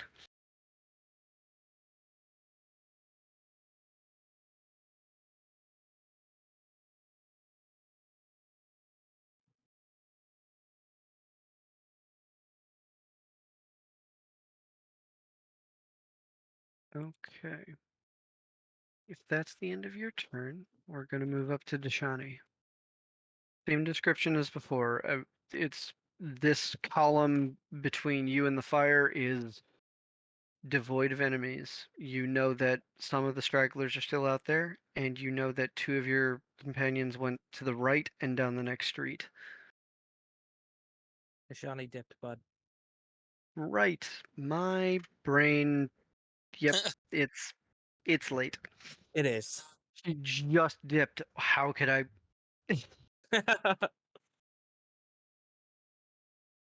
I'm not going to use any of her stuff.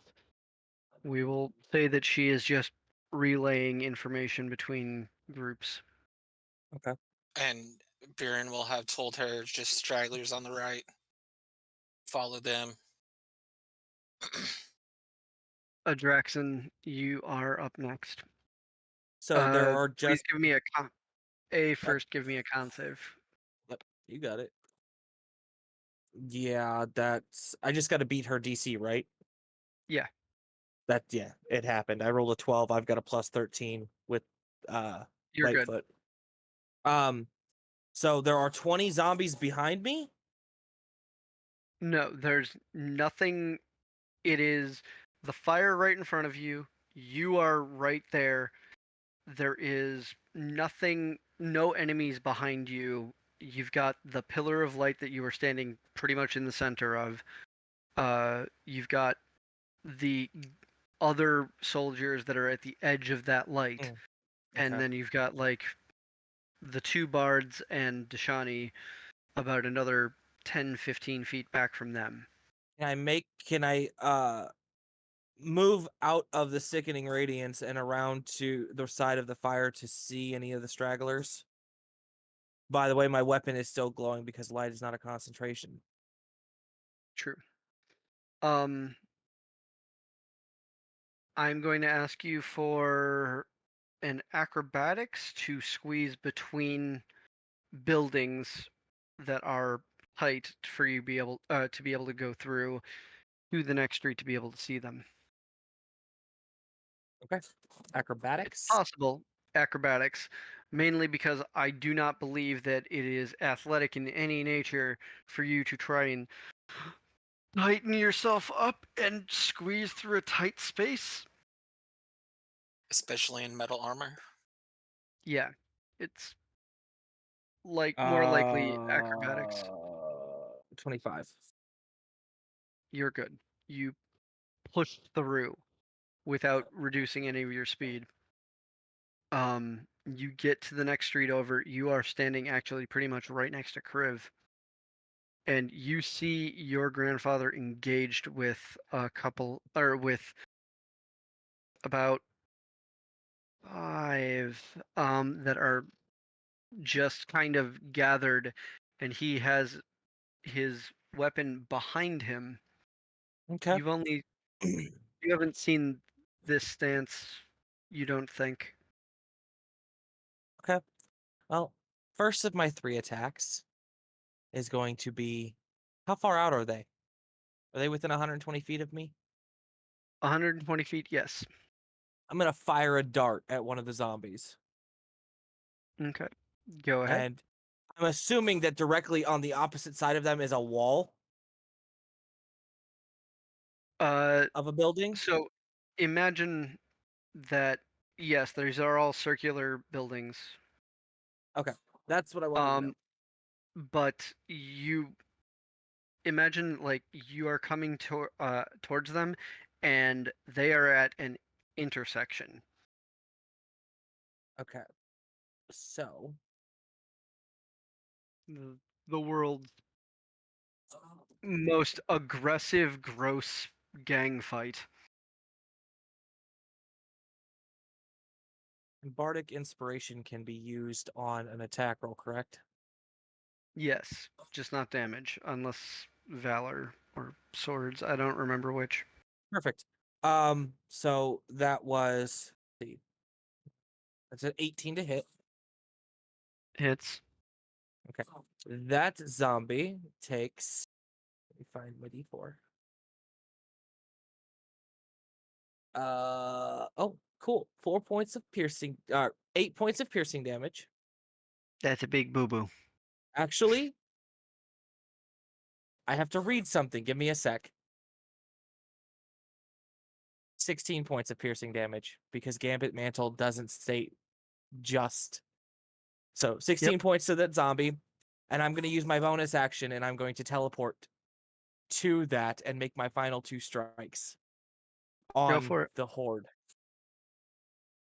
So the final 2 strikes are a with my new and improved thing because of the stim pack. That is a 28 to hit and a 27 to hit. Both of them crit. Fuck. um Jesus fuck. Okay. Hang on a second. Is there enough of them left to take that? It depends. If he rolls under 250 damage, then yes. One Yeah, of them is well, over 250. yeah. That's Then you don't need to worry about it. That's 611 damage total. You Ginsu the last group around your grandfather. And I stop with with my back facing him so he can see the cape.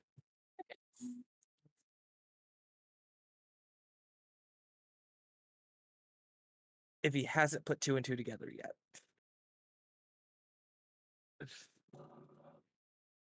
As you go into your into the end of your Dyson impression and have the weapon off to the side and the cape uh finally coming to a settle, and people getting ready and used to the fact that the ward is not currently under mass attack from these horrible zombies, and things are exploding in the next street over.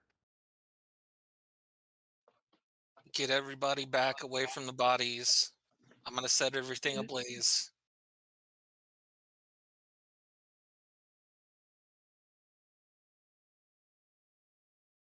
Took you long enough, son. Out here as quick as I could. As you see him go from his stance to putting uh, the rapier away, pulling out the cane, leaning on it, and going into a very soft hunch down to about 4 foot. Just takes Wave's Edge and locks it onto his back like he usually does. I'm glad to see you've grown. Let's head back, take stock, inform them that that street is safe, and we'll take it from there. Fair And enough. before we can move any further, that's where we're going to take the end. We're going to take that deep breath, our attention is going to draw up from the grandfather and grandson finally sharing words in physical space,